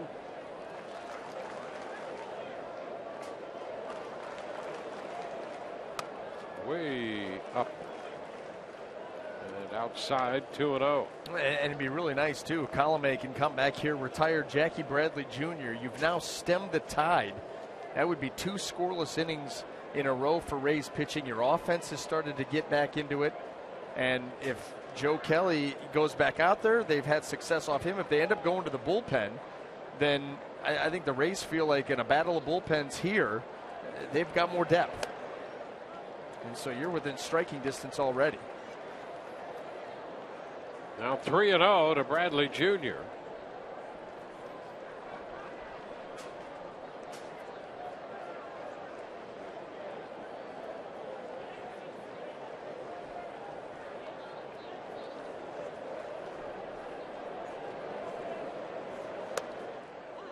This time Colomé finds the strike zone.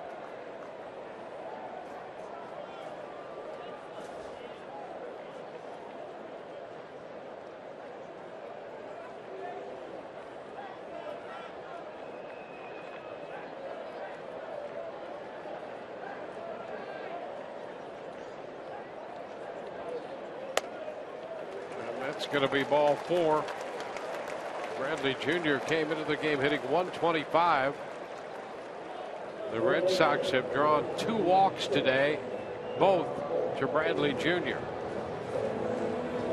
There's been nothing easy about this game for either team. Well, they have Shaw now at second with Bradley at first, and the top of the order, Brock Holt. And we know how difficult he can be. And you got to make your pitches to Brock Holt. Puts out a good at bat, flash some power every now and then. He'll use the whole field. That's why the Rays more traditional in their setup against him defensively. Colomé misses.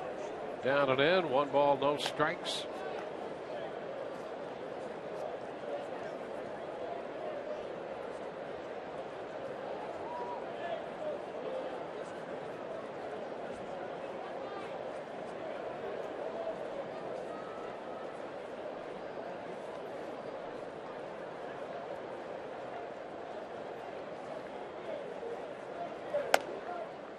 And ball 2.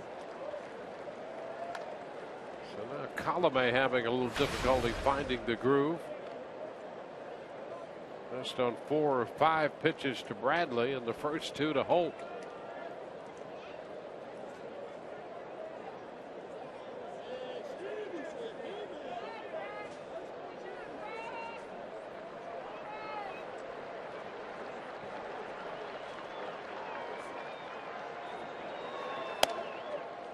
Up again, and it's 3-0. Well, Bogaerts is on deck, and you really don't want to face him with men on base. In a situation where you're going to be forced to come out over the plate, which you would be if the bases were loaded.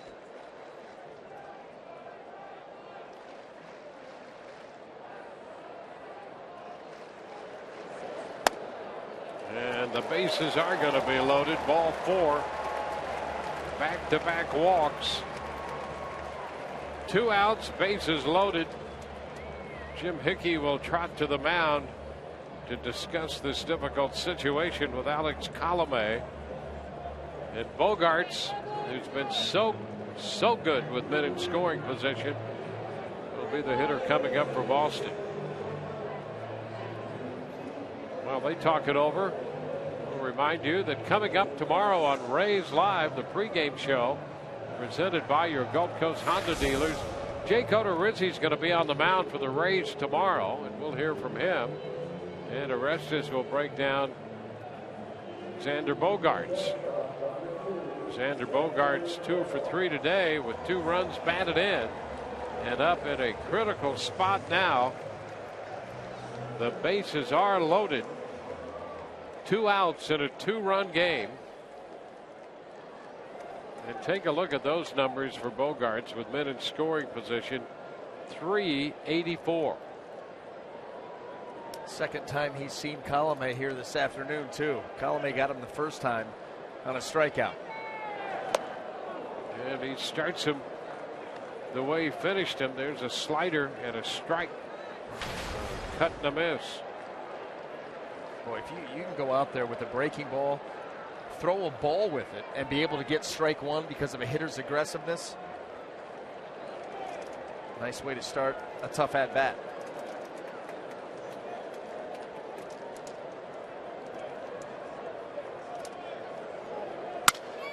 Liner into center, base hit. 1 run is in.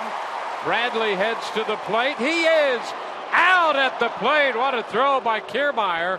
Aggressively coming up with that base hit into center and gunning down the second runner at the plate, Bradley. That limits the damage to 1 run as Kiermaier gets his man at the plate. But Bogaerts drives in a run. And the Red Sox now lead by 3.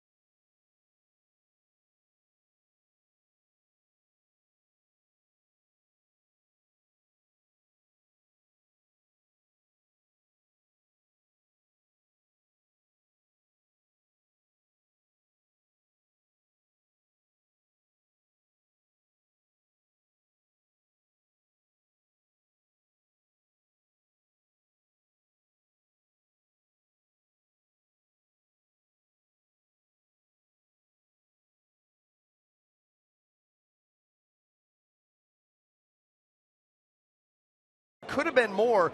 Great throw by Kevin Kiermaier, but watch, this play is made by his jump on the base hit, and watch him take off at full speed, closing ground and getting to that ball as quickly as he can. Like I said, the throw is outstanding, but the break by Kiermaier in charging that base hit by Bogaerts is what made that play. So the damage could have been worse. It's now a 3-run game. And the Rays come in to hit in the 6th inning with Asdrubal Cabrera batting against Joe Kelly. Kelly's fastball thrown by Cabrera on a cut and a miss. Well, the Boston run set up by a couple of 2-out walks to get to Bogaerts. That hurts. There's a strike and it's 0-2.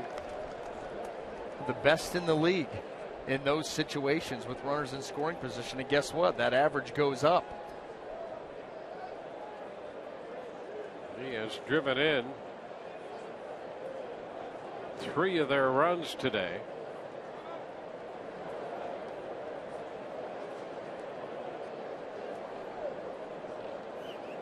There's 51 runs batted in for the year, a 3-hit day for Bogaerts with 3 runs batted in.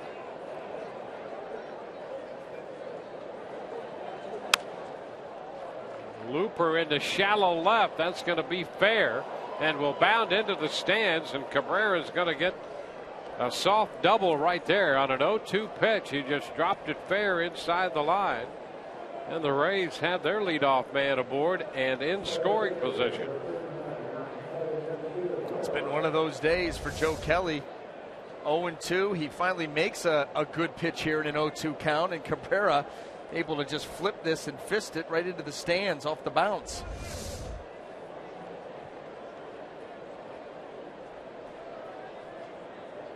Well, here's Kevin Kiermaier.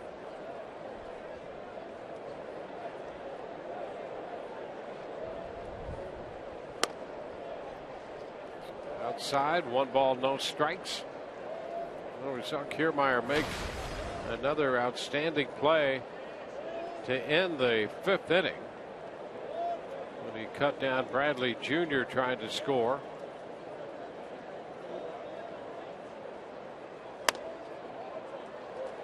It's ahead of Kelly 2-0.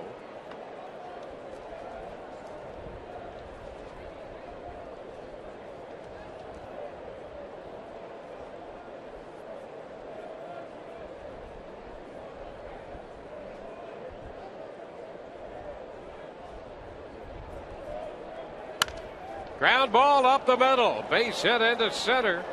That's going to get Cabrera home. Big turn by Kiermaier. And the Rays again close the gap to 2 on a double by Cabrera and a base hit by Kiermaier. And out of the dugout comes John Farrell, and that's going to be it for Kelly. 5 innings plus 2 men in the 6th. Back in a moment.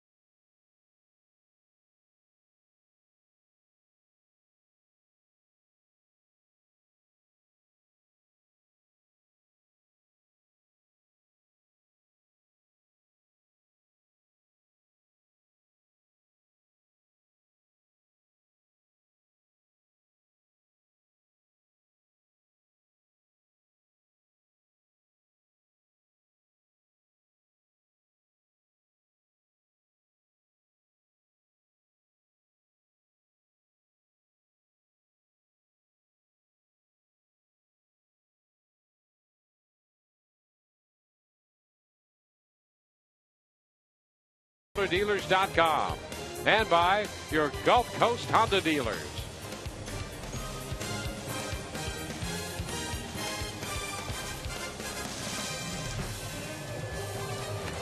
Justin Masterson comes on to replace Joe Kelly. The Rays again have cut the deficit to 2. It's a 7-5 ball game. Rays getting 9 hits in 5+ innings off Kelly. So far 5 runs. Responsible for 1 man. He leaves on as he departs. Masterson starting out in the rotation and did not work out. Now coming out of the bullpen and into a little bit tougher situation as this Rays offense has started to heat up a little bit. Over to first and back in is Kiermaier.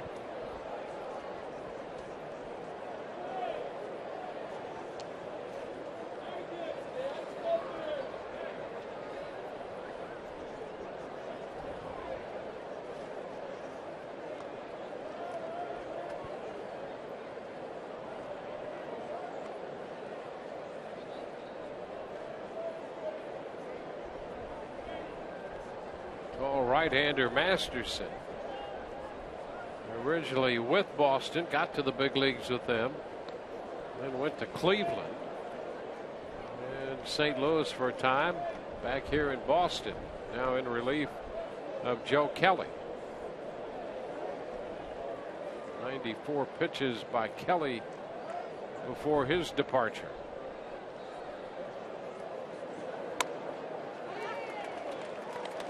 And the first pitch is a strike to Curt Casali.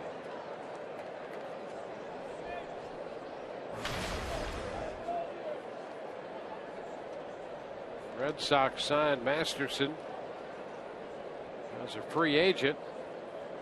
Masterson's attention still focused largely on Kevin Kiermaier over at first. Opposing base stealers 2 out of 6 against Masterson this year. But you're right. A lot of time spent. Check swing, foul ball, 0-2. That's the ability that Kevin Kiermaier gives this offense. That pitcher's got to focus because of the foot speed, the stolen base threat. And the other thing about Masterson, with the man on, he throws a lot of ground balls.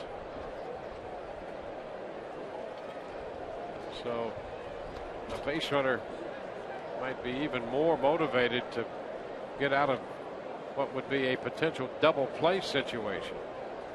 And even, you know, even helping yourself out further, if you shorten that lead a little bit, the greater the chance you end up turning that double play if you get the ground ball, because Kiermaier's not there to break it up. This will get him to second base. The 0-2 pitch all the way to the backstop. A wild pitch, and Kiermaier's now in scoring position. So much for all that attention paid. I'm just going to throw you to second base. Well, that's not even close. That was almost out the backside of the other batter's box. We're a game and a half into this series, and it has been brutal. All that attention to the base runner, and then you just move him up on that.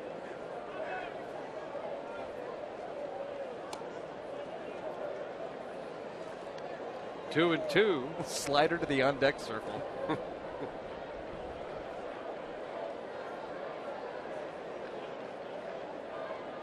Well, get him over, get him in.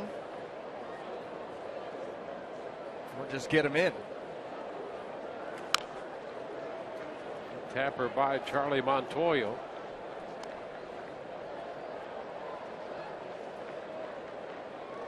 Masterson in relief of Joe Kelly.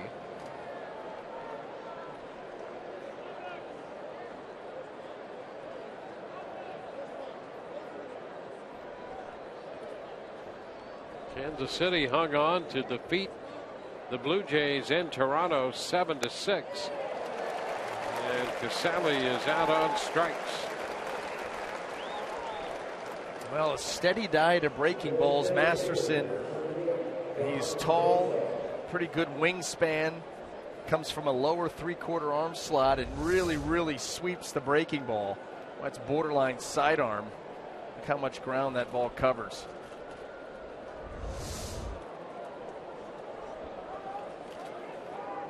Now Jaso pitched down and in. It came close to his back foot. I mean, he has a pitch where you could actually swing and miss at a pitch that could hit you if you're a left-handed hitter. 1-1. Seen it happen. It's good TV.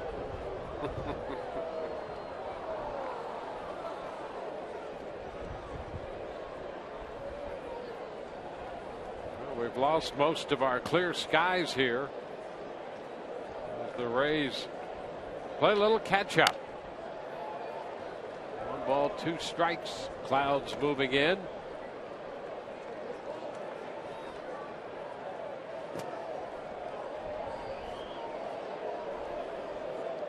Kiermaier, the runner at second. Wild pitched into scoring position.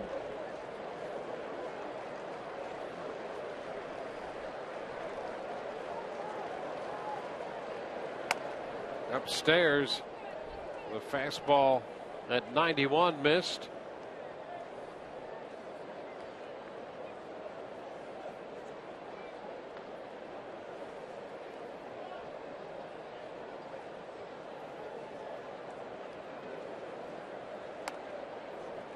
Now full count. So Masterson with a man at second, 1 out, a run home. The Rays down by 2. We're starting to get some rain here at Fenway.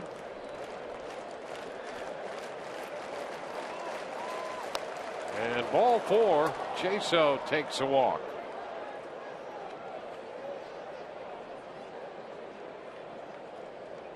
Runners at first and second, and the hitter due to be Steven Souza Jr., who was hit by a pitch in the left hand in the 5th. And Brandon Guyer will hit for Souza Jr.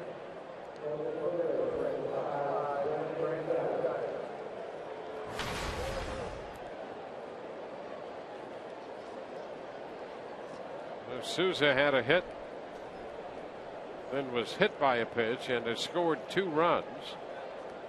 And here's Brandon Guyer. The Red Sox are going to have a little get together on the mound here with men at first and second and 1 out. Well, you're going to wonder how you're going to defend Brandon Guyer. We know that from time to time he likes to drop down a bunt. He could try to do that, catch the Red Sox by surprise.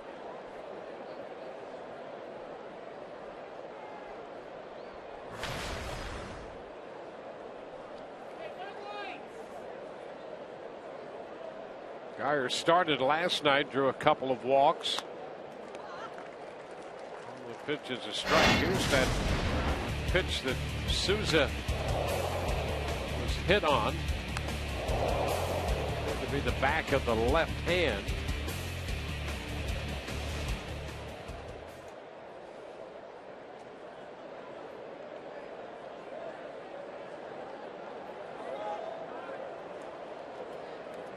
Masterson holding the ball, looking back at Kiermaier there.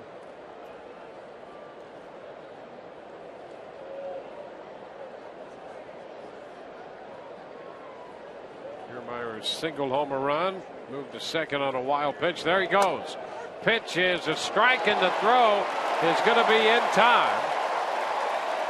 Kiermaier thought he got to the outfield side of the bag, and he's asking Kevin Cash if they could take a look at it. Well, the pitch set up Ryan Hannigan in great position to throw, and it was bang bang, and you want to absolutely take a look before you concede this out. Watch Hannigan. He gets it moving towards third.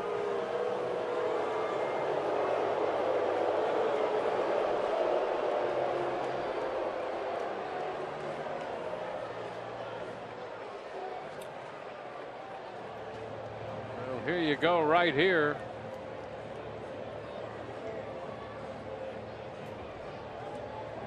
And did he get him?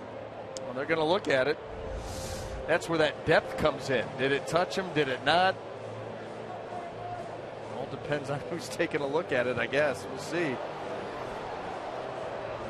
So Kiermaier doesn't think he was ever tagged at all until after he was well on the bag.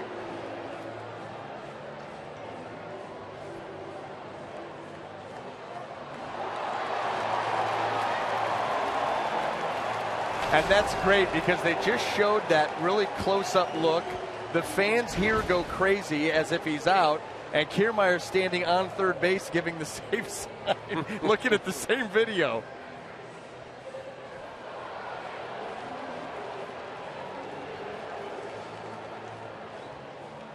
So the Rays challenge the out call, the caught stealing at third.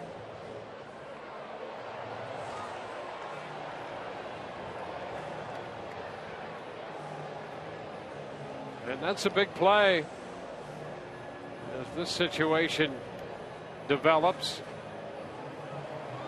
Kiermaier's been caught only once this year.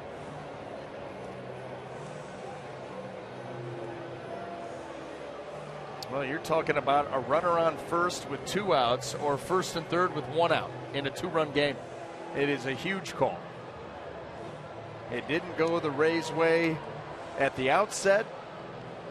We'll see.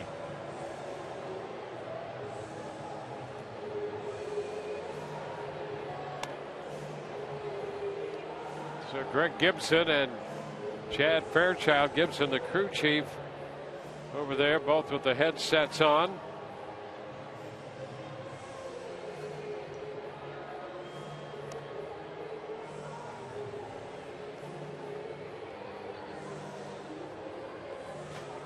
And they apparently are close to letting us know.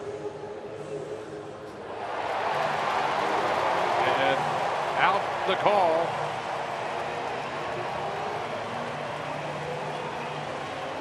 So it'll be 2 outs with a runner at first.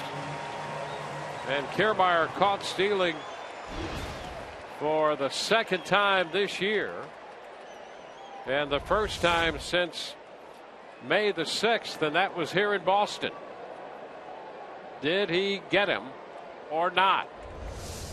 And that's precisely the reason that call stands. You can't tell definitively he didn't. But Kiermaier was convinced that glove didn't touch him, and you could certainly make that case. Now Geyer drives it into left center field. That's going to one-hop the wall. Jaso's going to be waved around third. The throw will come to the plate. He is safe at the plate on a double. And the Rays get another run home. Jaso racing from first to score. And now it's a 1-run ball game. Brandon Geyer comes through. Well, 2 outs going on contact, and Brandon Geyer finds a gap. And Jaso racing all the way around, and absolutely you're going to try to score him here. And a nice slide. He gets around Hannigan. Able to get home plate, and the Rays have come storming all the way back, now down just a run. And a base hit tied this game up.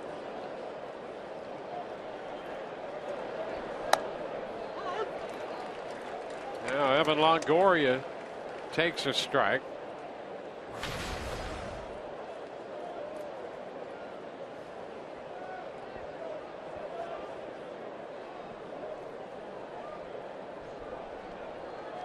Geyer at second. The Rays trail by 1. That's wide. 1-1.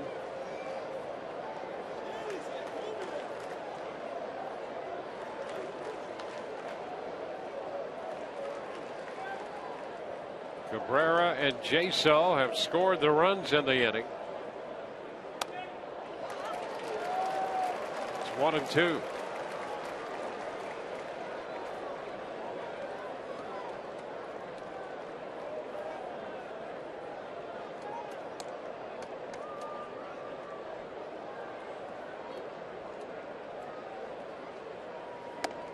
Way wide. Now 2-2.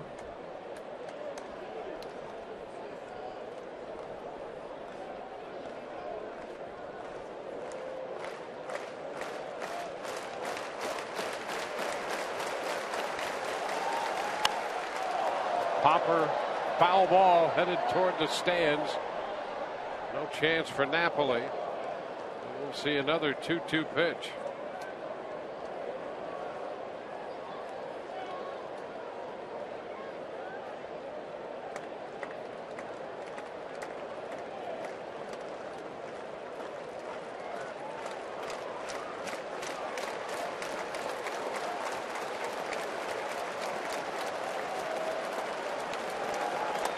Cut and a miss. Longoria strikes out with Geyer at second. The Rays score 2 more and make it a 1-run game.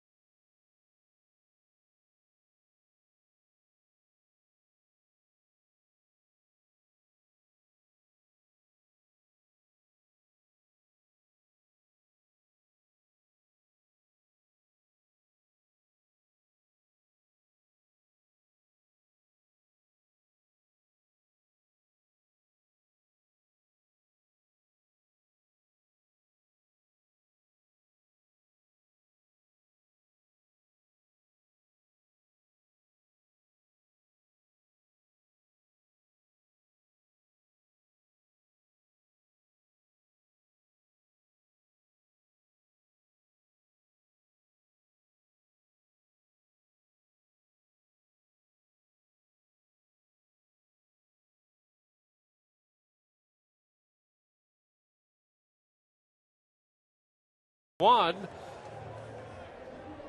Ladies, you can now take DJ Kitty with you everywhere you go with the DJ Kitty face bag presented by Hooters.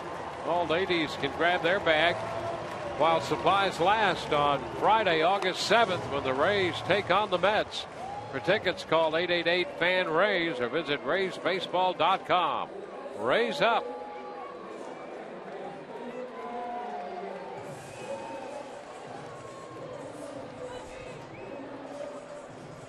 Steve Geltz will be the new pitcher for the Rays, making his 49th appearance of the year. Geltz with a .314 earned run average. He'll face the middle portion of the order, starting with David Ortiz hitting third in John Farrell's lineup. The pitch is a strike. Ortiz, Ramirez, and then Napoli, with Brandon Geyer staying on to play right after hitting for Souza Jr. Hey, how about this, partner? Brand new ball game here. It wasn't looking very good early on, a 6-0 deficit, but as we have seen before against Joe Kelly, those early deficits, Rays able to erase it, and now down just a run with plenty of game left. Ortiz out in front. It's 1-2.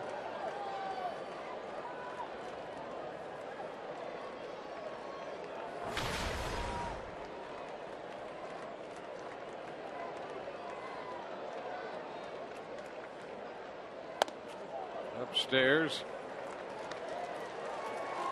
3 innings for Moore. 6 runs, 2 innings for Colomé. 1 run.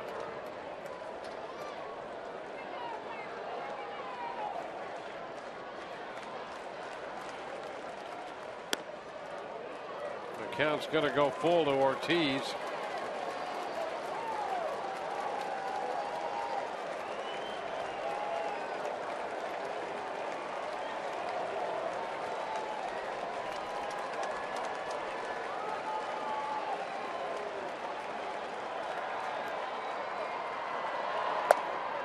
And ball 4, fastball missed wide to walk him.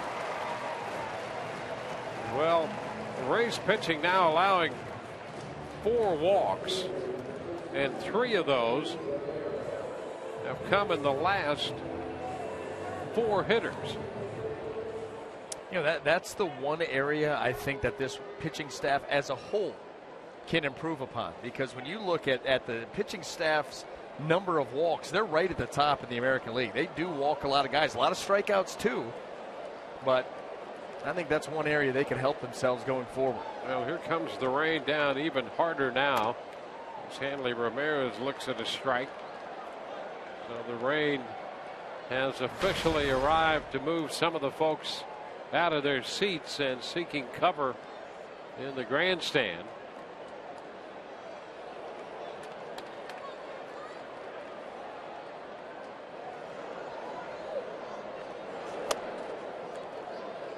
It's 1-1. Of course, this is not altogether unusual for Steve Geltz to pitch in inclement weather. Once a little rain in high school in upstate New York, he pitched in freezing rain and sleet. The game carried on. I can't even imagine what that high school schedule was like. 12 games, 7 of them with flurries. 2-1. You got to make your move. If you're going to be from up north and upstate New York, and you got to make your move in summer ball. High school, it's not. That schedule's rough.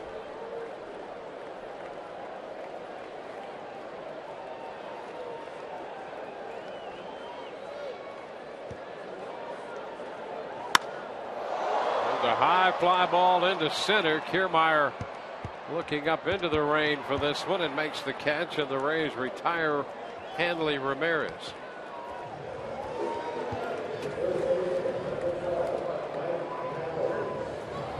One on, one out for Mike Napoli.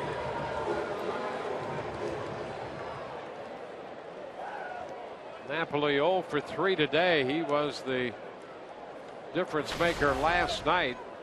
Still trying to figure out how he got that ball out of here. Jake McGee fastball up and away.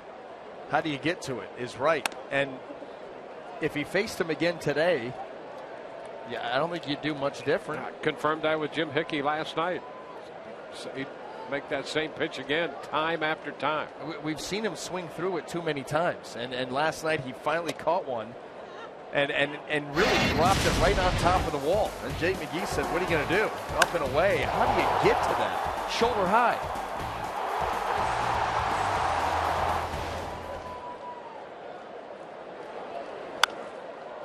Pops it up right side, foul. Loney's going to have plenty of room and makes the catch. So 2 outs. Ortiz still at first after the leadoff walk.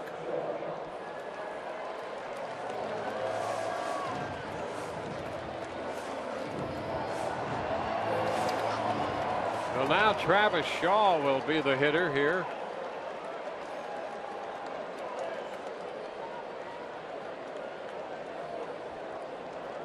He has a double, a home run, and a single. Has scored 3 of the Red Sox runs.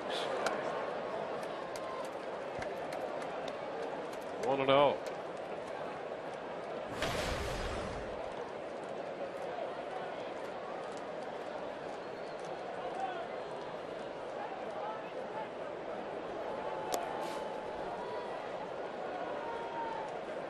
Two balls and no strikes.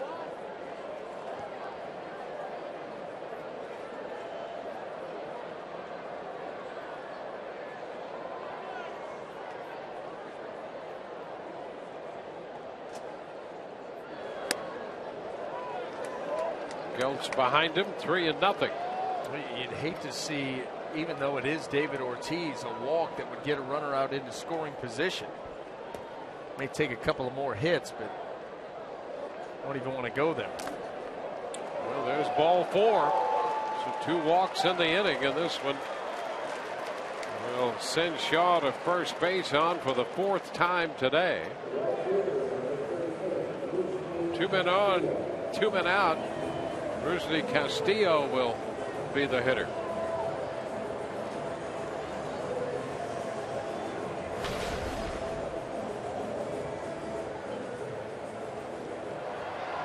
Castillo has 2 hits. Boy, that 6, 7, and 8 part of the order still continues to be a nemesis, along with Xander Bogaerts in the number 2 spot. He has 3 hits and 3 runs batted in. Bottom of the order has been setting him up. Now a strike to Castillo. Firm fastball.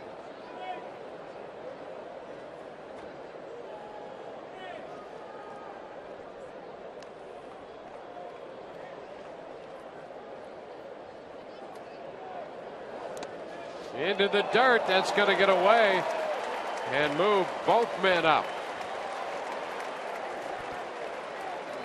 Sally trying to block it. So Ortiz goes to third and Shaw to second. Well, this ball yanked a little bit. You see Casale going out, trying to get in front of it. That ball up and off the hand. And now you've got 2 runners in scoring position.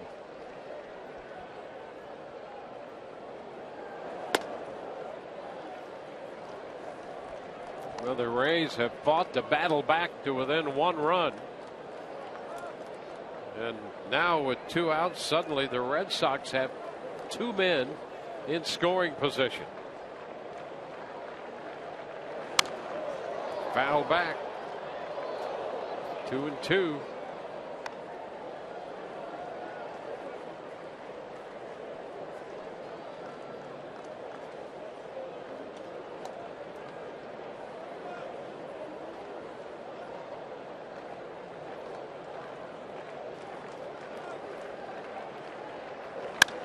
Line drive into right, base hit. 1 run is in. Shaw heads to the plate, and he is safe. The call. Got his hand in there. Sam Holbrook on the call. And here's what's interesting. The Rays have used their challenge, and they cannot implore the umpires to challenge something until the 7th inning or later. We're in the bottom of the 6th. So those 2 walks come back to hurt the Rays, and again 2 runs scoring here to make it a 3-run game. The hand, you see the gloves there in time, and Sam Holbrook saying the right hand able to get to the plate before the tag on the forearm, and you can't look at it. And they were right. He did get the hand in there clearly. Wow, that was a nice job there by Travis Shaw, who's having himself quite a day. Here's Ryan Hannigan. Pitch is high. So again, the Rays face a 3-run deficit.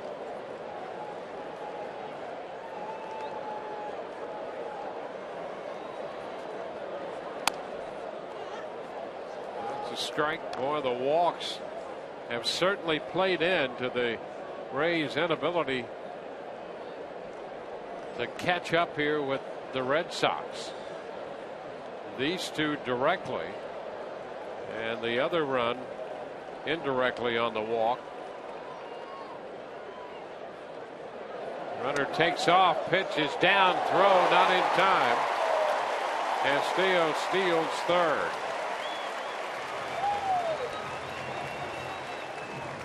Bert Casale, and this is something that has not happened against the Rays in about 3 weeks.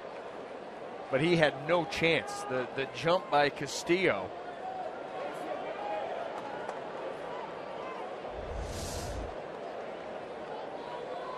2-1 the count to Hannigan.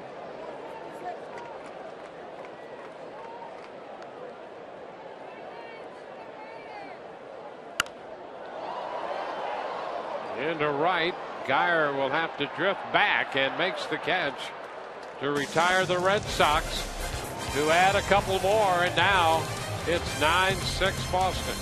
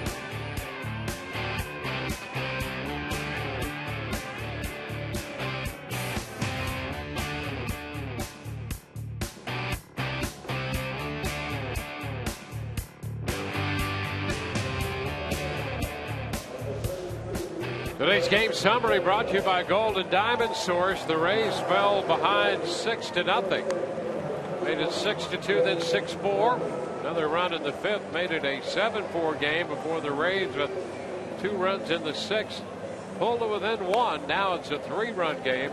Travis Shaw with a very big day, getting his first big league home run and scoring 4 runs. Bogart's driving in 3 runs. Castillo has a 3 RBI day. As we go to the 7th inning, Craig Breslow, the veteran left-hander, on for the 33rd time. Well, it's going to be one of those games. You're just going to have to continue to try to score and put yourself in a position for a big ending. And you're going to get a chance here against Craig Breslow, the lefty. 3.38 on the earned run average, 40 innings of work. And here we go.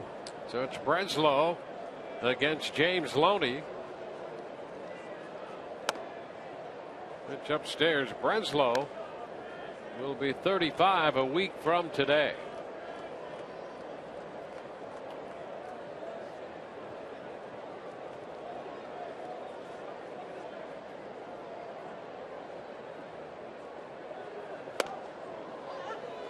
The strike is 1-1. Loney singled in a run in the 5th inning, had a base hit in the 4th.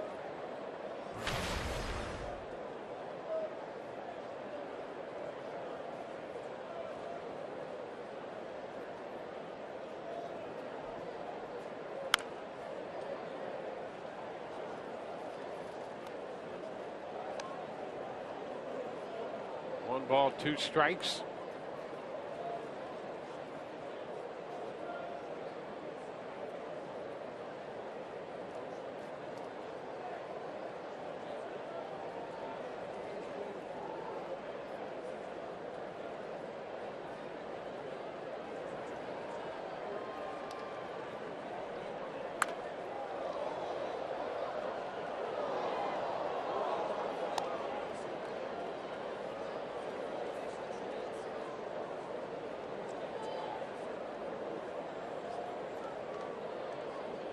Forsythe next, and then Sizemore due up.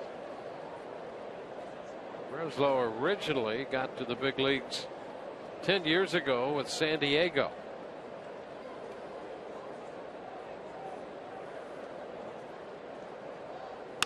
Ground ball back to the mound as he grabs it. Loney's the first out in the 7th. Breslow was with Boston prior to this stint, but briefly in 2006. So he grabbed that one. Then went to Cleveland, Minnesota, Oakland, Arizona, and then back with Boston. You got to go take a tour of the country. That's what he did. Yes, he did. Midwest, out west, West Coast, now back to the East Coast. Ray's going to try to figure him out here. Forsythe lifting a high popper back a third near the stands, and it's going to be caught by Shaw. Well, if they figure him out,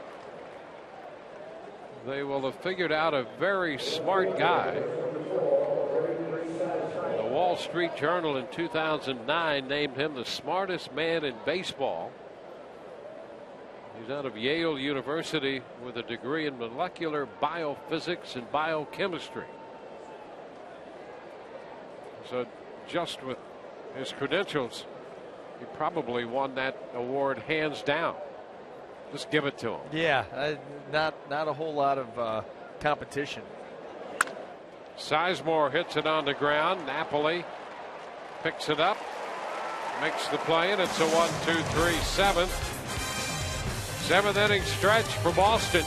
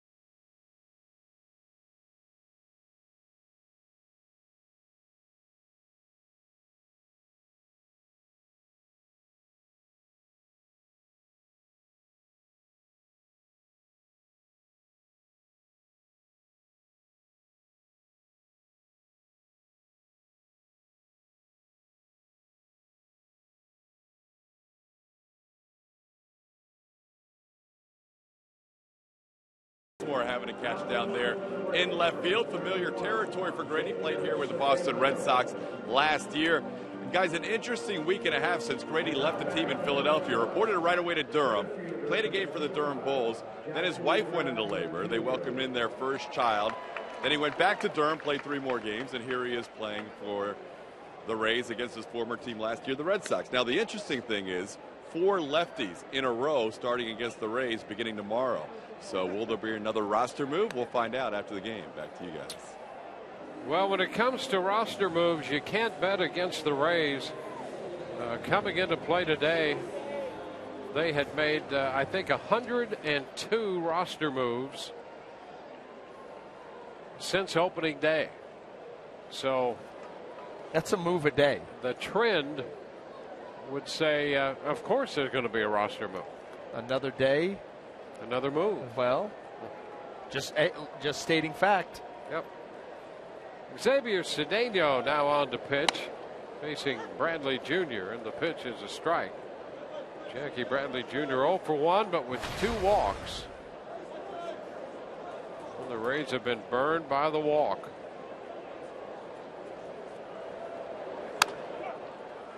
Foul ball. He walked in the second inning, did Bradley, and he scored.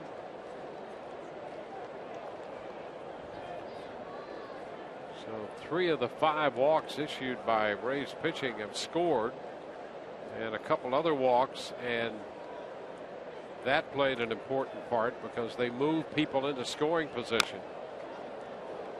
Well, you know what? If it wasn't for Kevin Kiermaier and a tremendous play in center field, Bradley Jr., who'd walked last time up, would have scored. Gunned him down at the plate. Mm-hmm.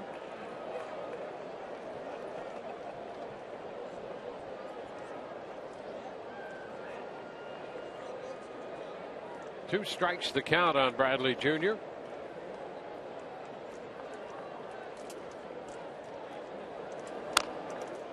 Little nubber. That ball will roll foul. Picked up immediately by Cedeno. We'll take a look at Kiermaier out there in center field. Well, closes on it quickly. And then how about this hose? See ya.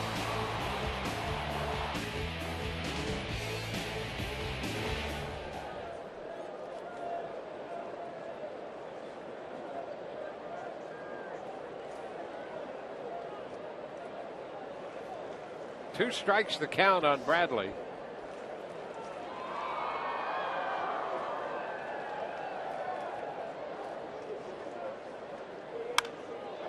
Down the left side, that's slicing out of play. So Cedeno, the 4th Rays pitcher. 4 worked 3. Colome 2. Geltz 1, and now Cedeno is in the game in the 7th.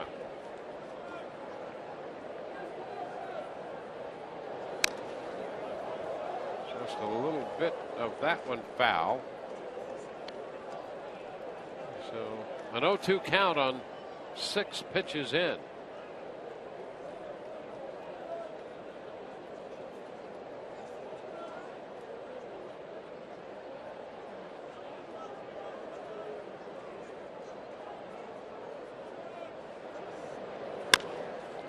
Tapper.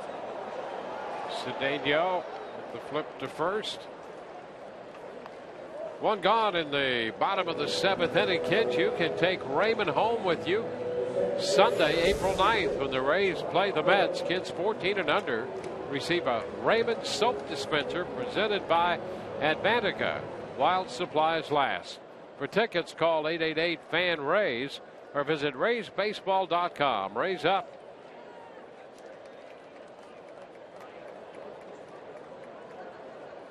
Brock Holt.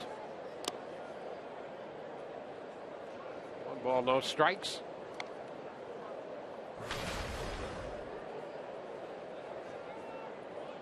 Holt singled his first time and scored, drove in a run with a fly ball to center in the 2nd. Since then, he has grounded out and walked.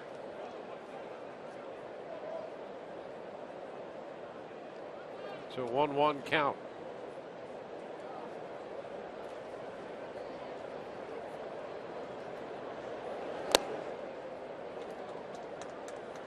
Two and 1.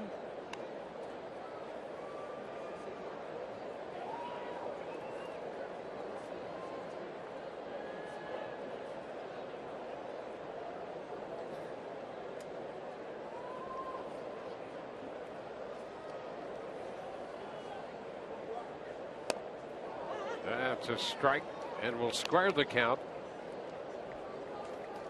Well, generally everything from Cedeno moving away from left-handed hitters. A cut fastball, we've seen a few of those at 90 miles an hour. Obviously the breaking ball.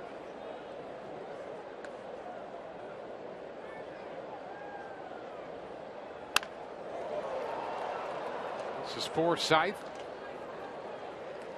Holt is out on a ground ball. 2 up and 2 down.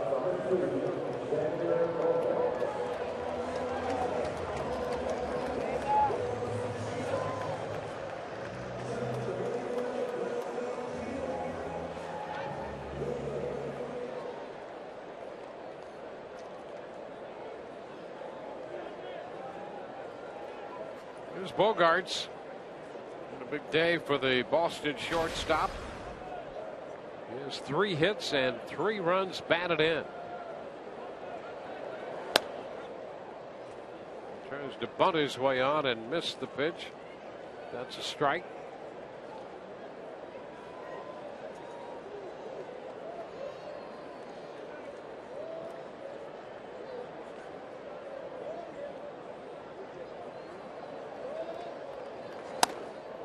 And a cut and a miss.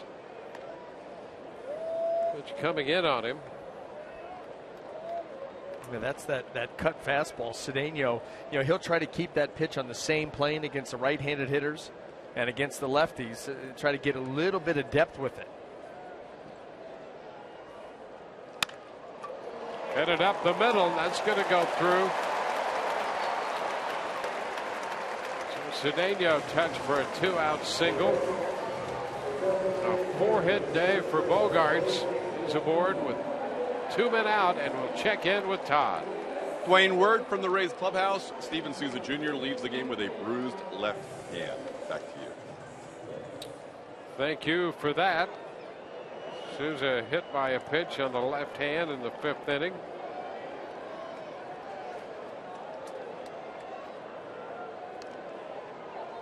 David Ortiz. Inside, 1 ball, no strikes. Ortiz opened the 6th inning with a walk, and he eventually scored. A couple of walks in that inning proved to be costly.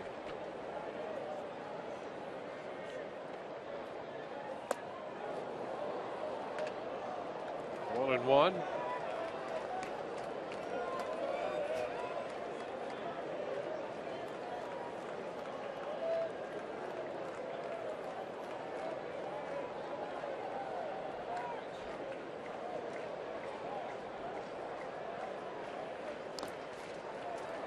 Now there goes Bogarts.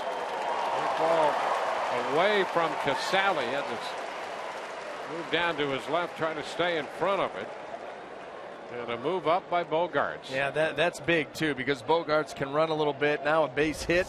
You think about Boston being able to add on to this. It's down and away. Casale blocks it, but it gets far enough away. Good anticipation there by Bogarts after the secondary lead, and he gets in without a throw.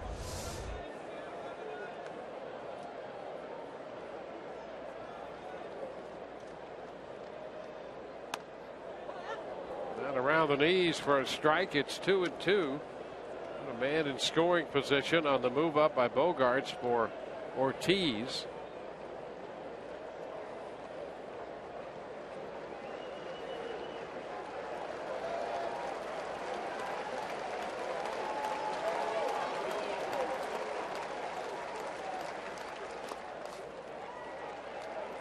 Full count.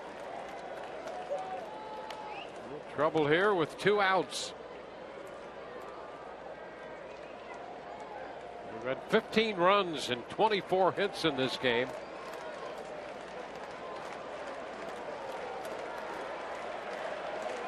And Ortiz has the count full with Bogarts at second. He got him, struck him out. Threw him the slider. We go to the 8th. Rays trail 9-6.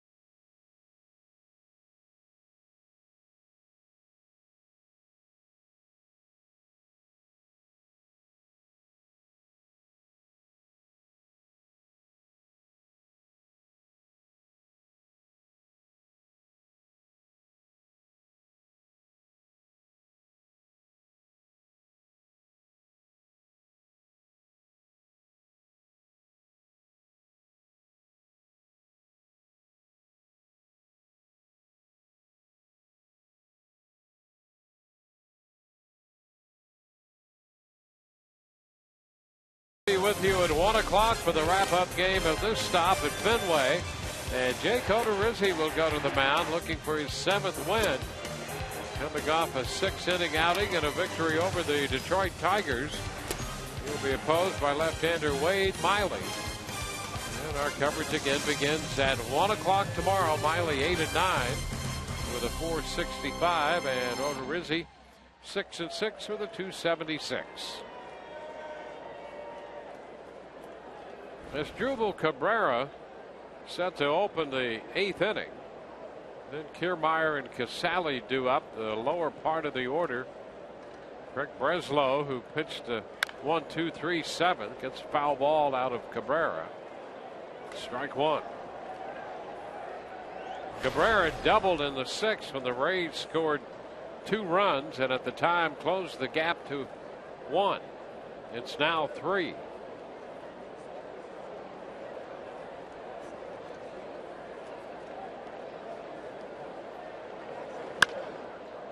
Lifted into center, and Bradley Jr.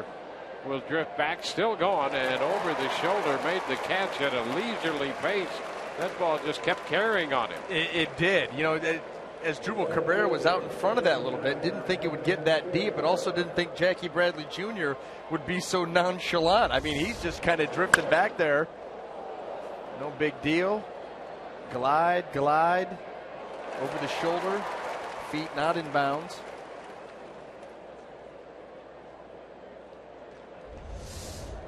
But it's an out. Here's Kevin Kiermaier. Breslow throws him a strike. Yeah, you kind of figured the way that Breslow threw the ball in the 7th inning that he would come out for the 8th, and he has just continued to hit his spots. Impressive in the 7th, and so far pretty good here in the 8th too. Yeah, he made only 7 pitches in the 7th and was sharp, and here he is, 1 out into the 8th with a 1-1 count.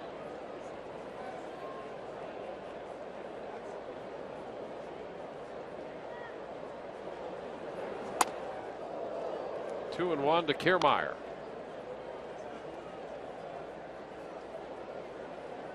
And Kansas City beat Toronto today in Toronto 7-6. Despite home runs from Donaldson and Bautista.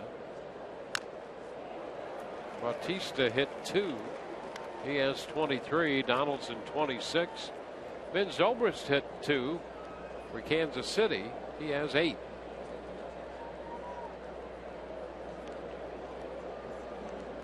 Well, it's going to be a fun last couple of months. Some of these teams, obviously Kansas City, you know, with Cueto, Zobrist, obviously with Toronto and the moves that they've made, retool a little bit, strengthen their squad, and then race to the finish line. The Rays are going to get, obviously, to see Toronto again a couple of times at the end of the year, which could be very interesting then. You're going to see Kansas City again, too.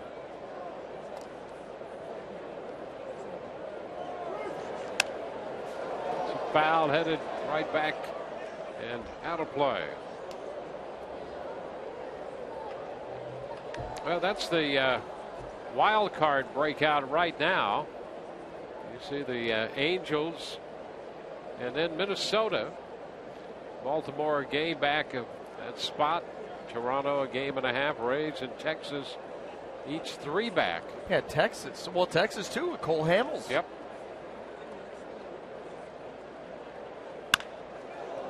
There's a base hit, shot past Holt, diving to his right. Kiermaier singles off the left-hander.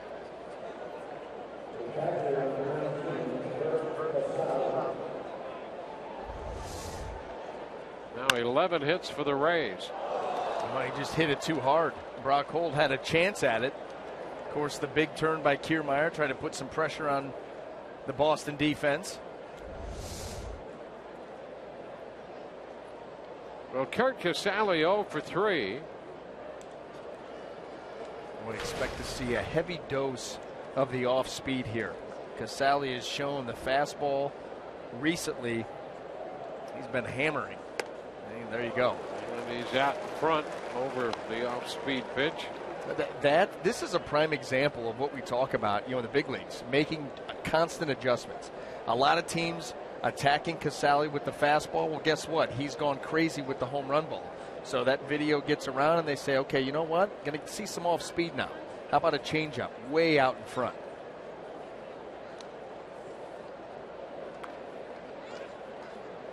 It's a cat and mouse game.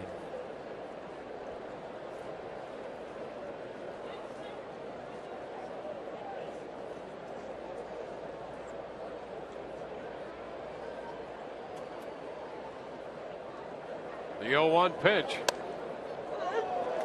And that's a strike. Off speed again.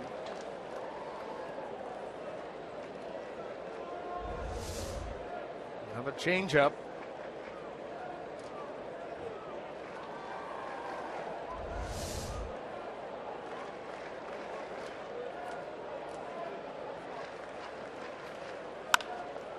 Under this one, a high fly ball into left to the wall. Ramirez, he's going to have room and makes the catch, and back to first scampers Kiermaier. That fastball right there by Craig Breslow almost cost him. Just a little bit too high, but a dangerous pitch to make here. Casale able to put a decent swing on it, but just too high, and that gave Hanley Ramirez the room he needed to make the play. Trying to come in, didn't quite get it in. That's the thing. 0-2 fastball, if you're going to come in, you've got to bury that pitch in. And I mean on the black or in off the plate. It's still effective either way, but you cannot afford to leave that pitch out over the plate. Casale almost made him pay. John Jaso. Jaso's been on base 3 times with 2 hits, a walk, and has 2 runs scored.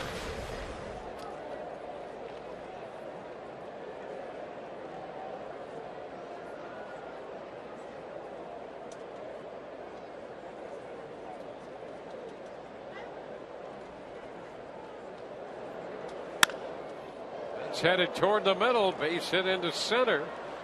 Kiermaier on his way to third, almost lost his footing about a quarter of the way around second on his way to third, but is safely in there without a problem. And Jaso has his 3rd hit of the day. I guess we're never getting rid of the hair. Too many hits in it. There's a lot of stuff in it. Hits being one piece of it. So the Rays have 2 men on with 2 men out in the 8th, and the Red Sox are going to make a pitching change with Brandon Guyer due up. The lefty Breslow will depart.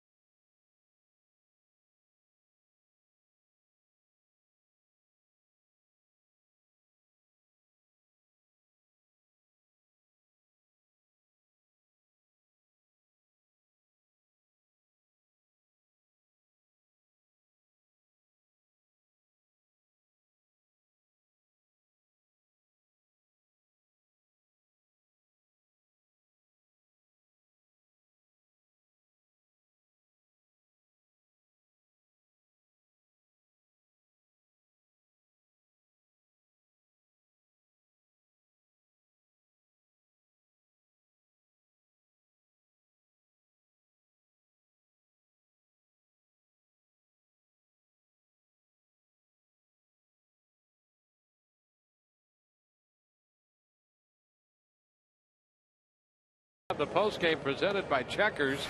Rich and Orestes will anchor the coverage. We'll have the Kevin Cash press conference, and Todd Callis will provide interviews from the clubhouse. So far, it has been the Bogaerts and Shaw show for the Red Sox. The Rays trying to see what they can do about that in the later stages of this game. Gene Machi is the new pitcher. The fourth of the day. A right-hander brought on to face Geyer. Well, 35 innings of work, 22 strikeouts. Not a big strikeout guy. 14 walks. Well, Brandon Geyer had a big double driving in a run in the sixth.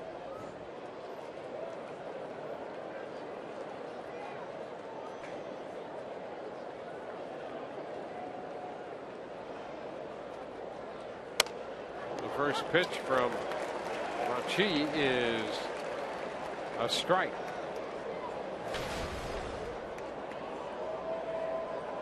Machi out there.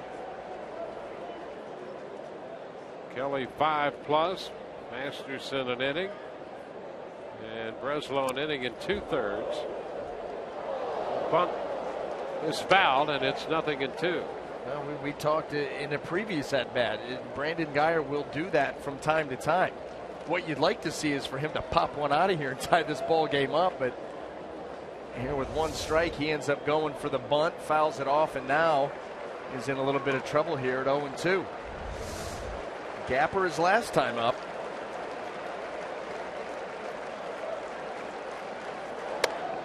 It's a bit wide right there. It's a hard slider.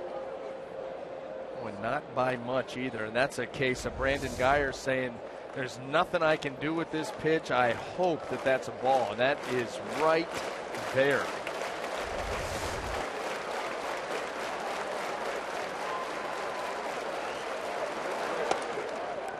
Well, 2-2.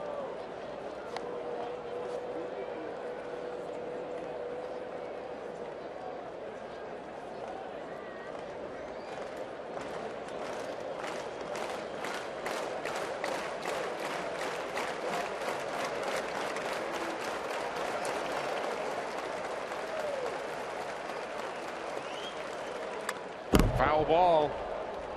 The fastball pushing 94. The count sits right there at 2-2.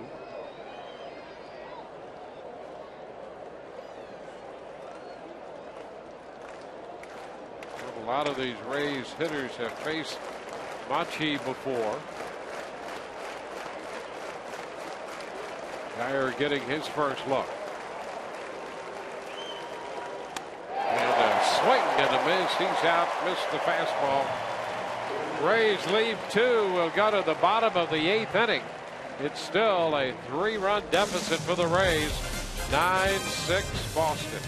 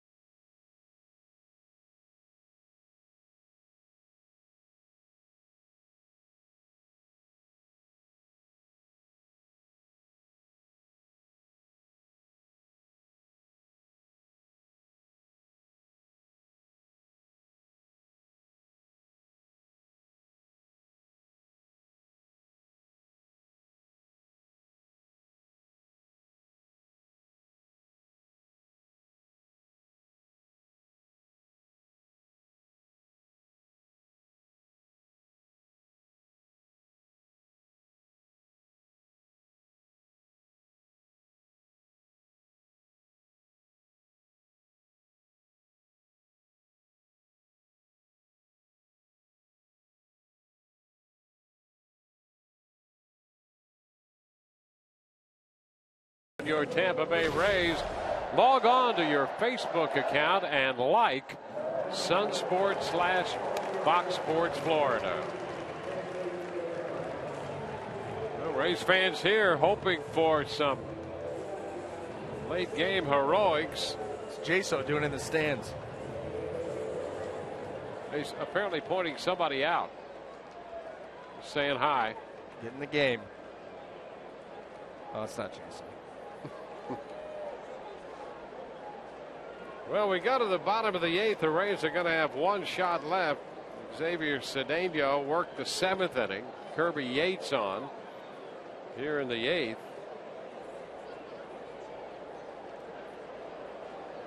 We're going to face Hanley Ramirez to begin the inning. Pitch is low.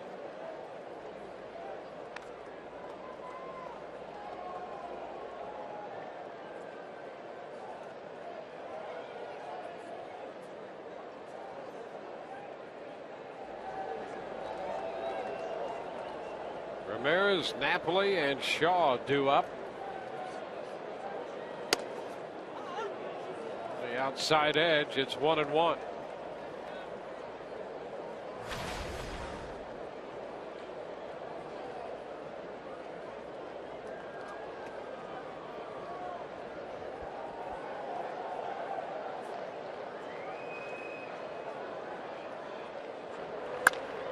Liner into left. One hop off the wall, and Ramirez has himself a hit. Well, that ball was absolutely scalded out there to the wall. It got out there so quick that he had no chance to turn this into extra bases. A low sweep of the swing and a rocket shot to left.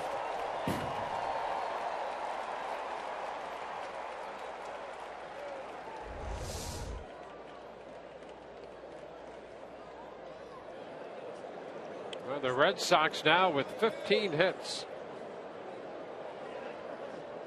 Mike Napoli fouls it back. There's a strike.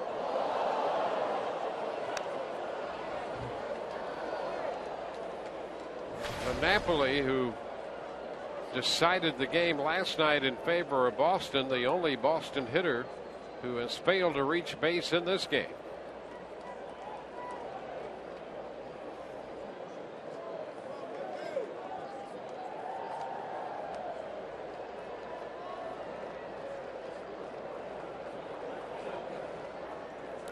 Goes the runner, pitch is fouled back.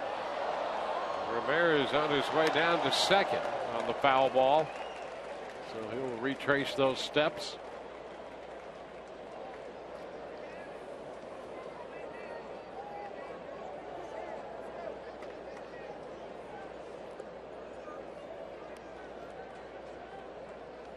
Nine runs, 15 hits, no errors for Boston. 6 runs, 12 hits, and no errors for the Rays.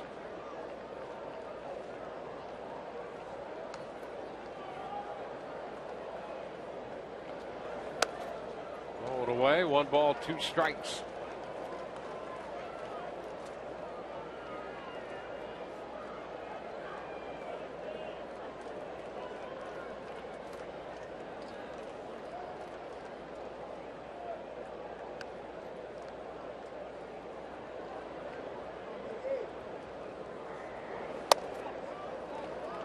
Greeted by the base hit from Ramirez. Now he is 2-2 with Napoli.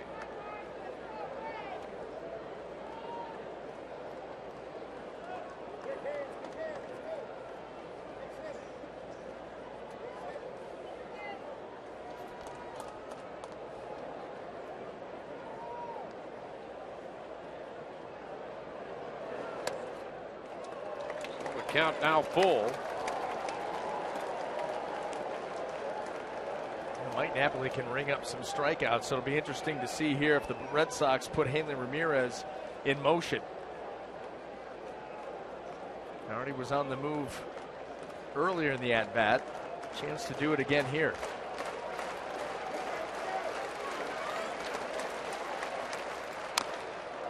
Tapper foul. I don't even think he got a secondary lead, so he wasn't going anywhere. Yates just recalled yesterday.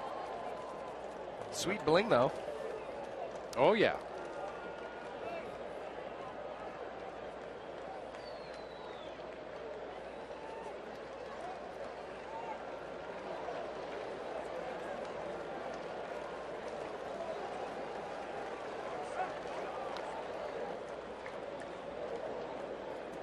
Yates making his third stint with the Rays.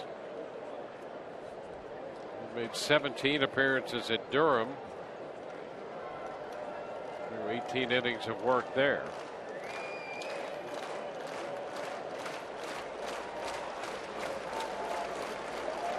Now the runner goes, swing and a miss, and the throw. One hops is blocked by Forsythe.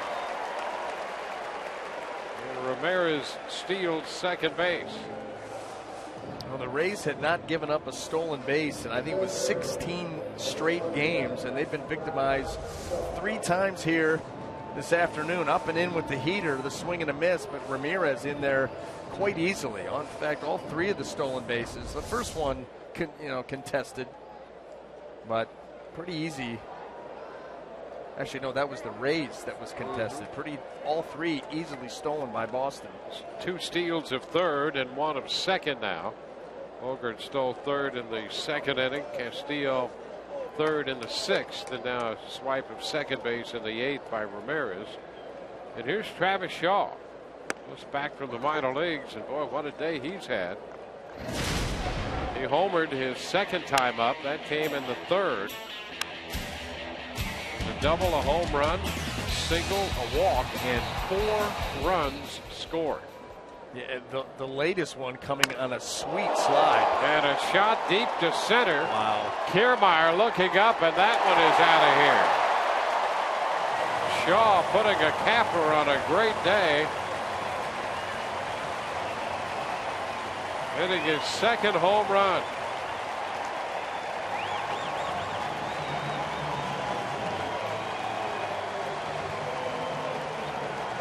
Well, his first big league home run in the 3rd. Number 2 comes here in the 8th. Straight away center field, and it was loud off the bat.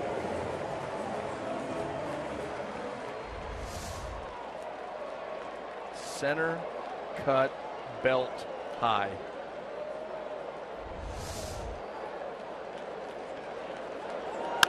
Castillo chops it to third for Longoria, and the throw to first in time. 2 outs. 5 runs scored today for Shaw on this, his second home run.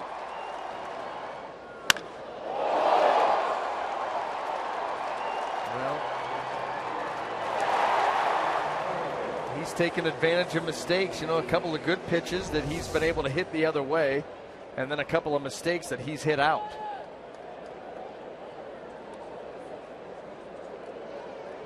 So Boston now holding an 11-6 lead. Here's Ryan Hanigan.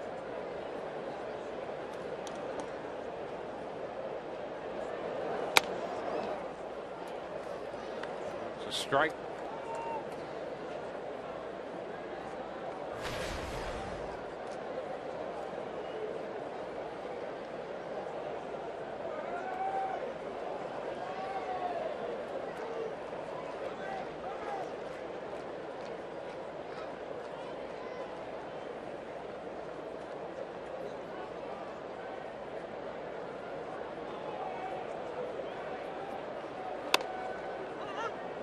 Two.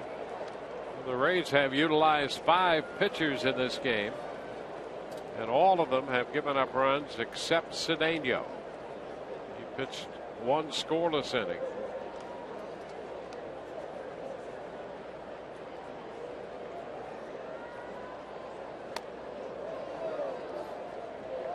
Ball, 2 strikes.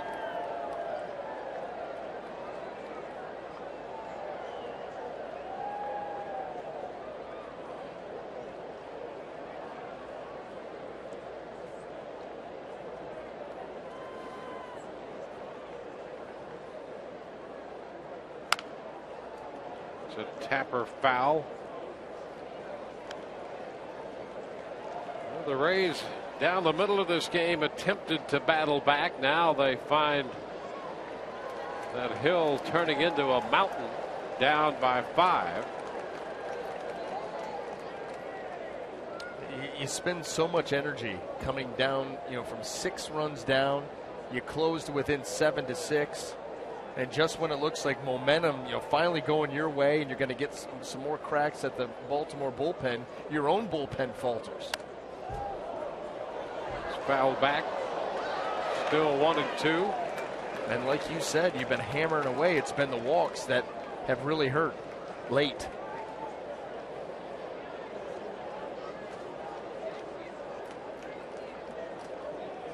Rays will have Longoria, Loney, and Forsythe due in the 9th.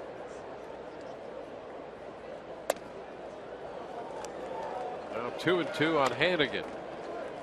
So with a couple more runs scoring for Boston in the bottom of the 8th, it will take a Herculean effort by the Rays to do anything significant today.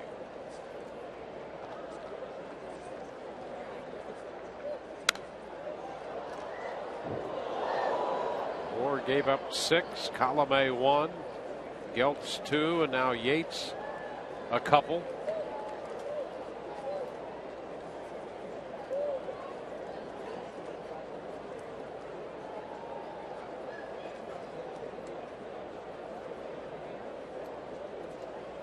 Yates with his stints at Durham and time on the disabled list, making his first appearance for the Rays since the 30th of June. And he's gone 3-2 to Hannigan.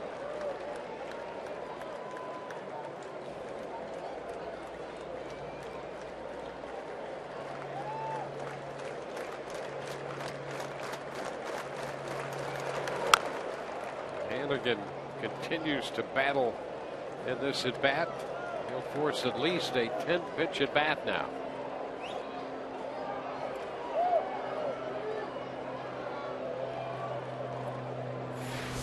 Well, the Rays will wrap up the current series with the Red Sox tomorrow, and our coverage begins at 1 o'clock. Jake Odorizzi has been moved up to start that game.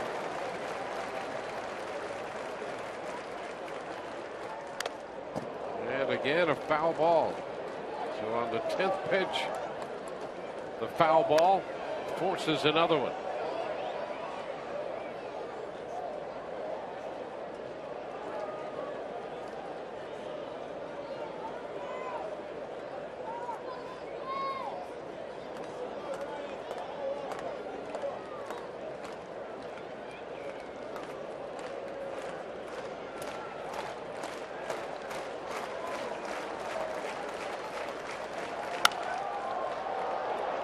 One more time foul. Hannigan, who has 2 hits already today, continues to extend this at bat and battle Kirby Yates.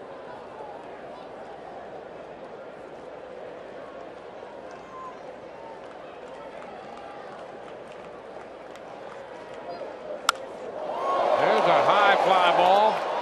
Back into left center on the track. Sizemore runs it down. And the 8th inning is complete. 2-run score on the home run by Shaw. It's 11-6 Boston.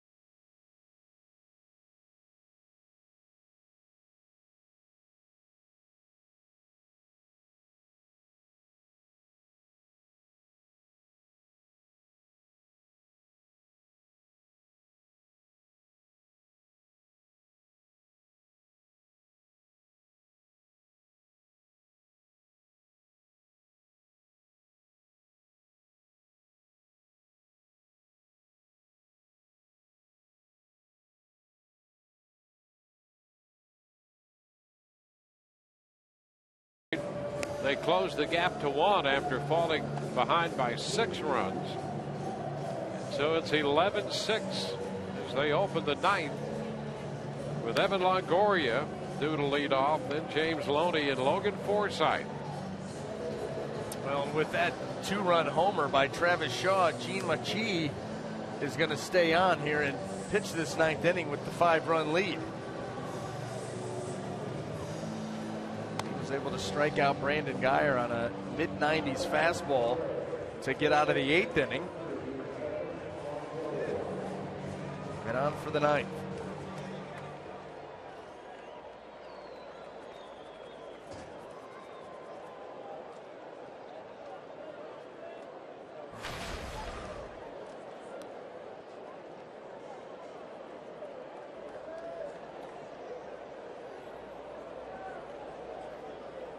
Evan Longoria leads it off. He drove it around with a base hit in the 5th, walked and scored in the 4th inning. And Machi's first pitch in there for a strike. Good off speed, a little change up there at 86. We've seen the change up, the slider 89, fastball 94.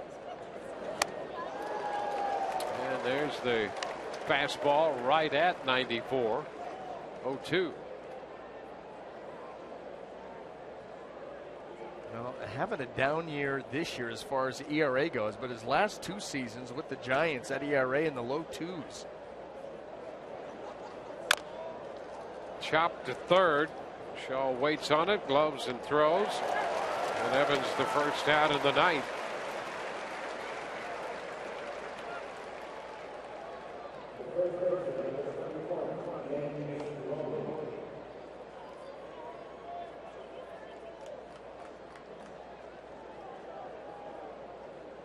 James Loney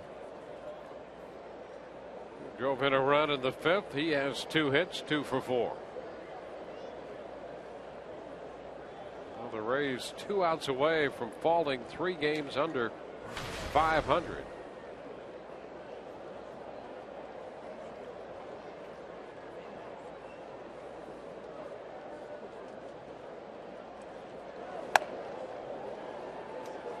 It's ball 1.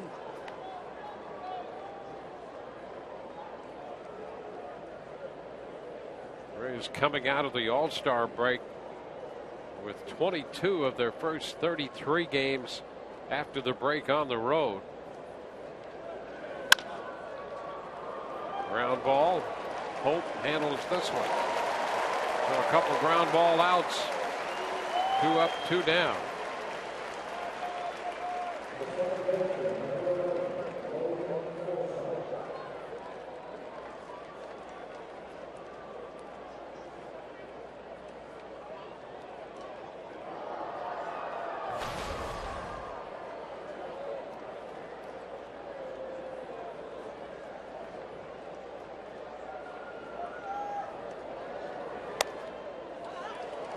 A strike to Logan Forsythe. The Rays have not been 3 games under 500 this year. They've been one of only 6 teams that could make that claim. High shot deep to left. That ball is going to get out of here. Well tagged and well over the green monster. Home run number 12. For Logan Forsythe to make it 11-7.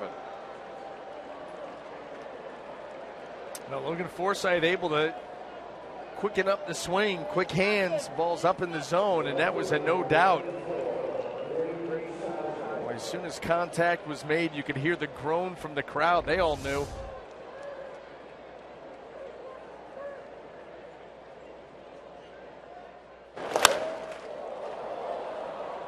So did Logan.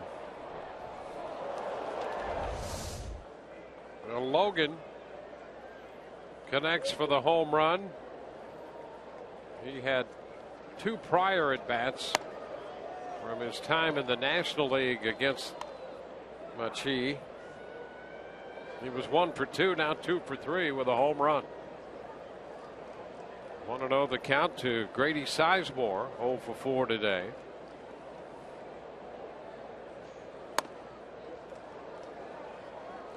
2-0.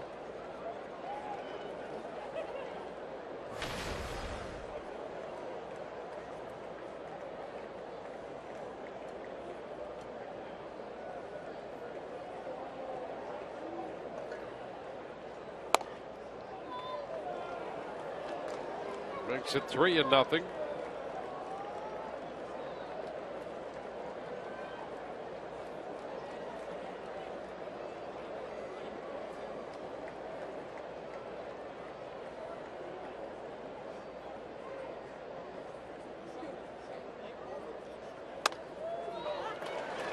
Now 3-1.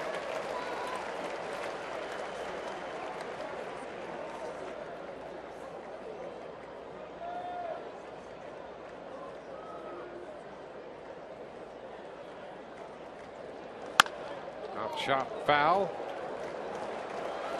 The count goes to 3-2.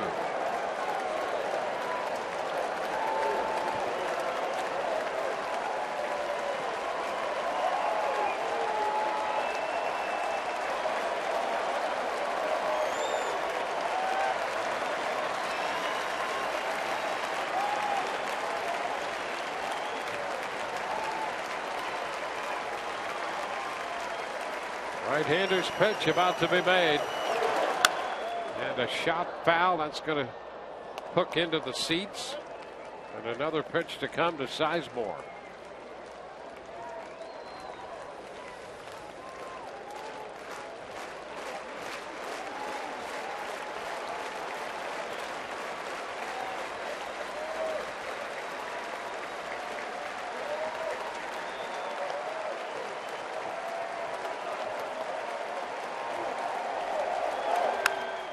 Foul ball, forcing another pitch.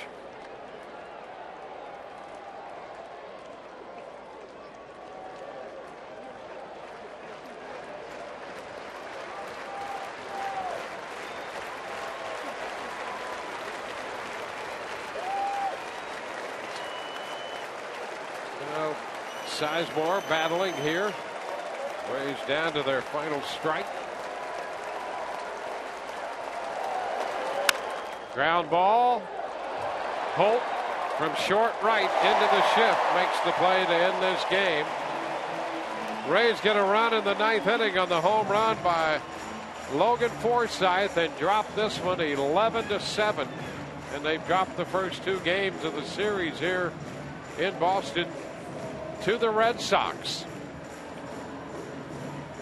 So the Red Sox, after winning last night 7-5, hand the Rays an 11-7 loss.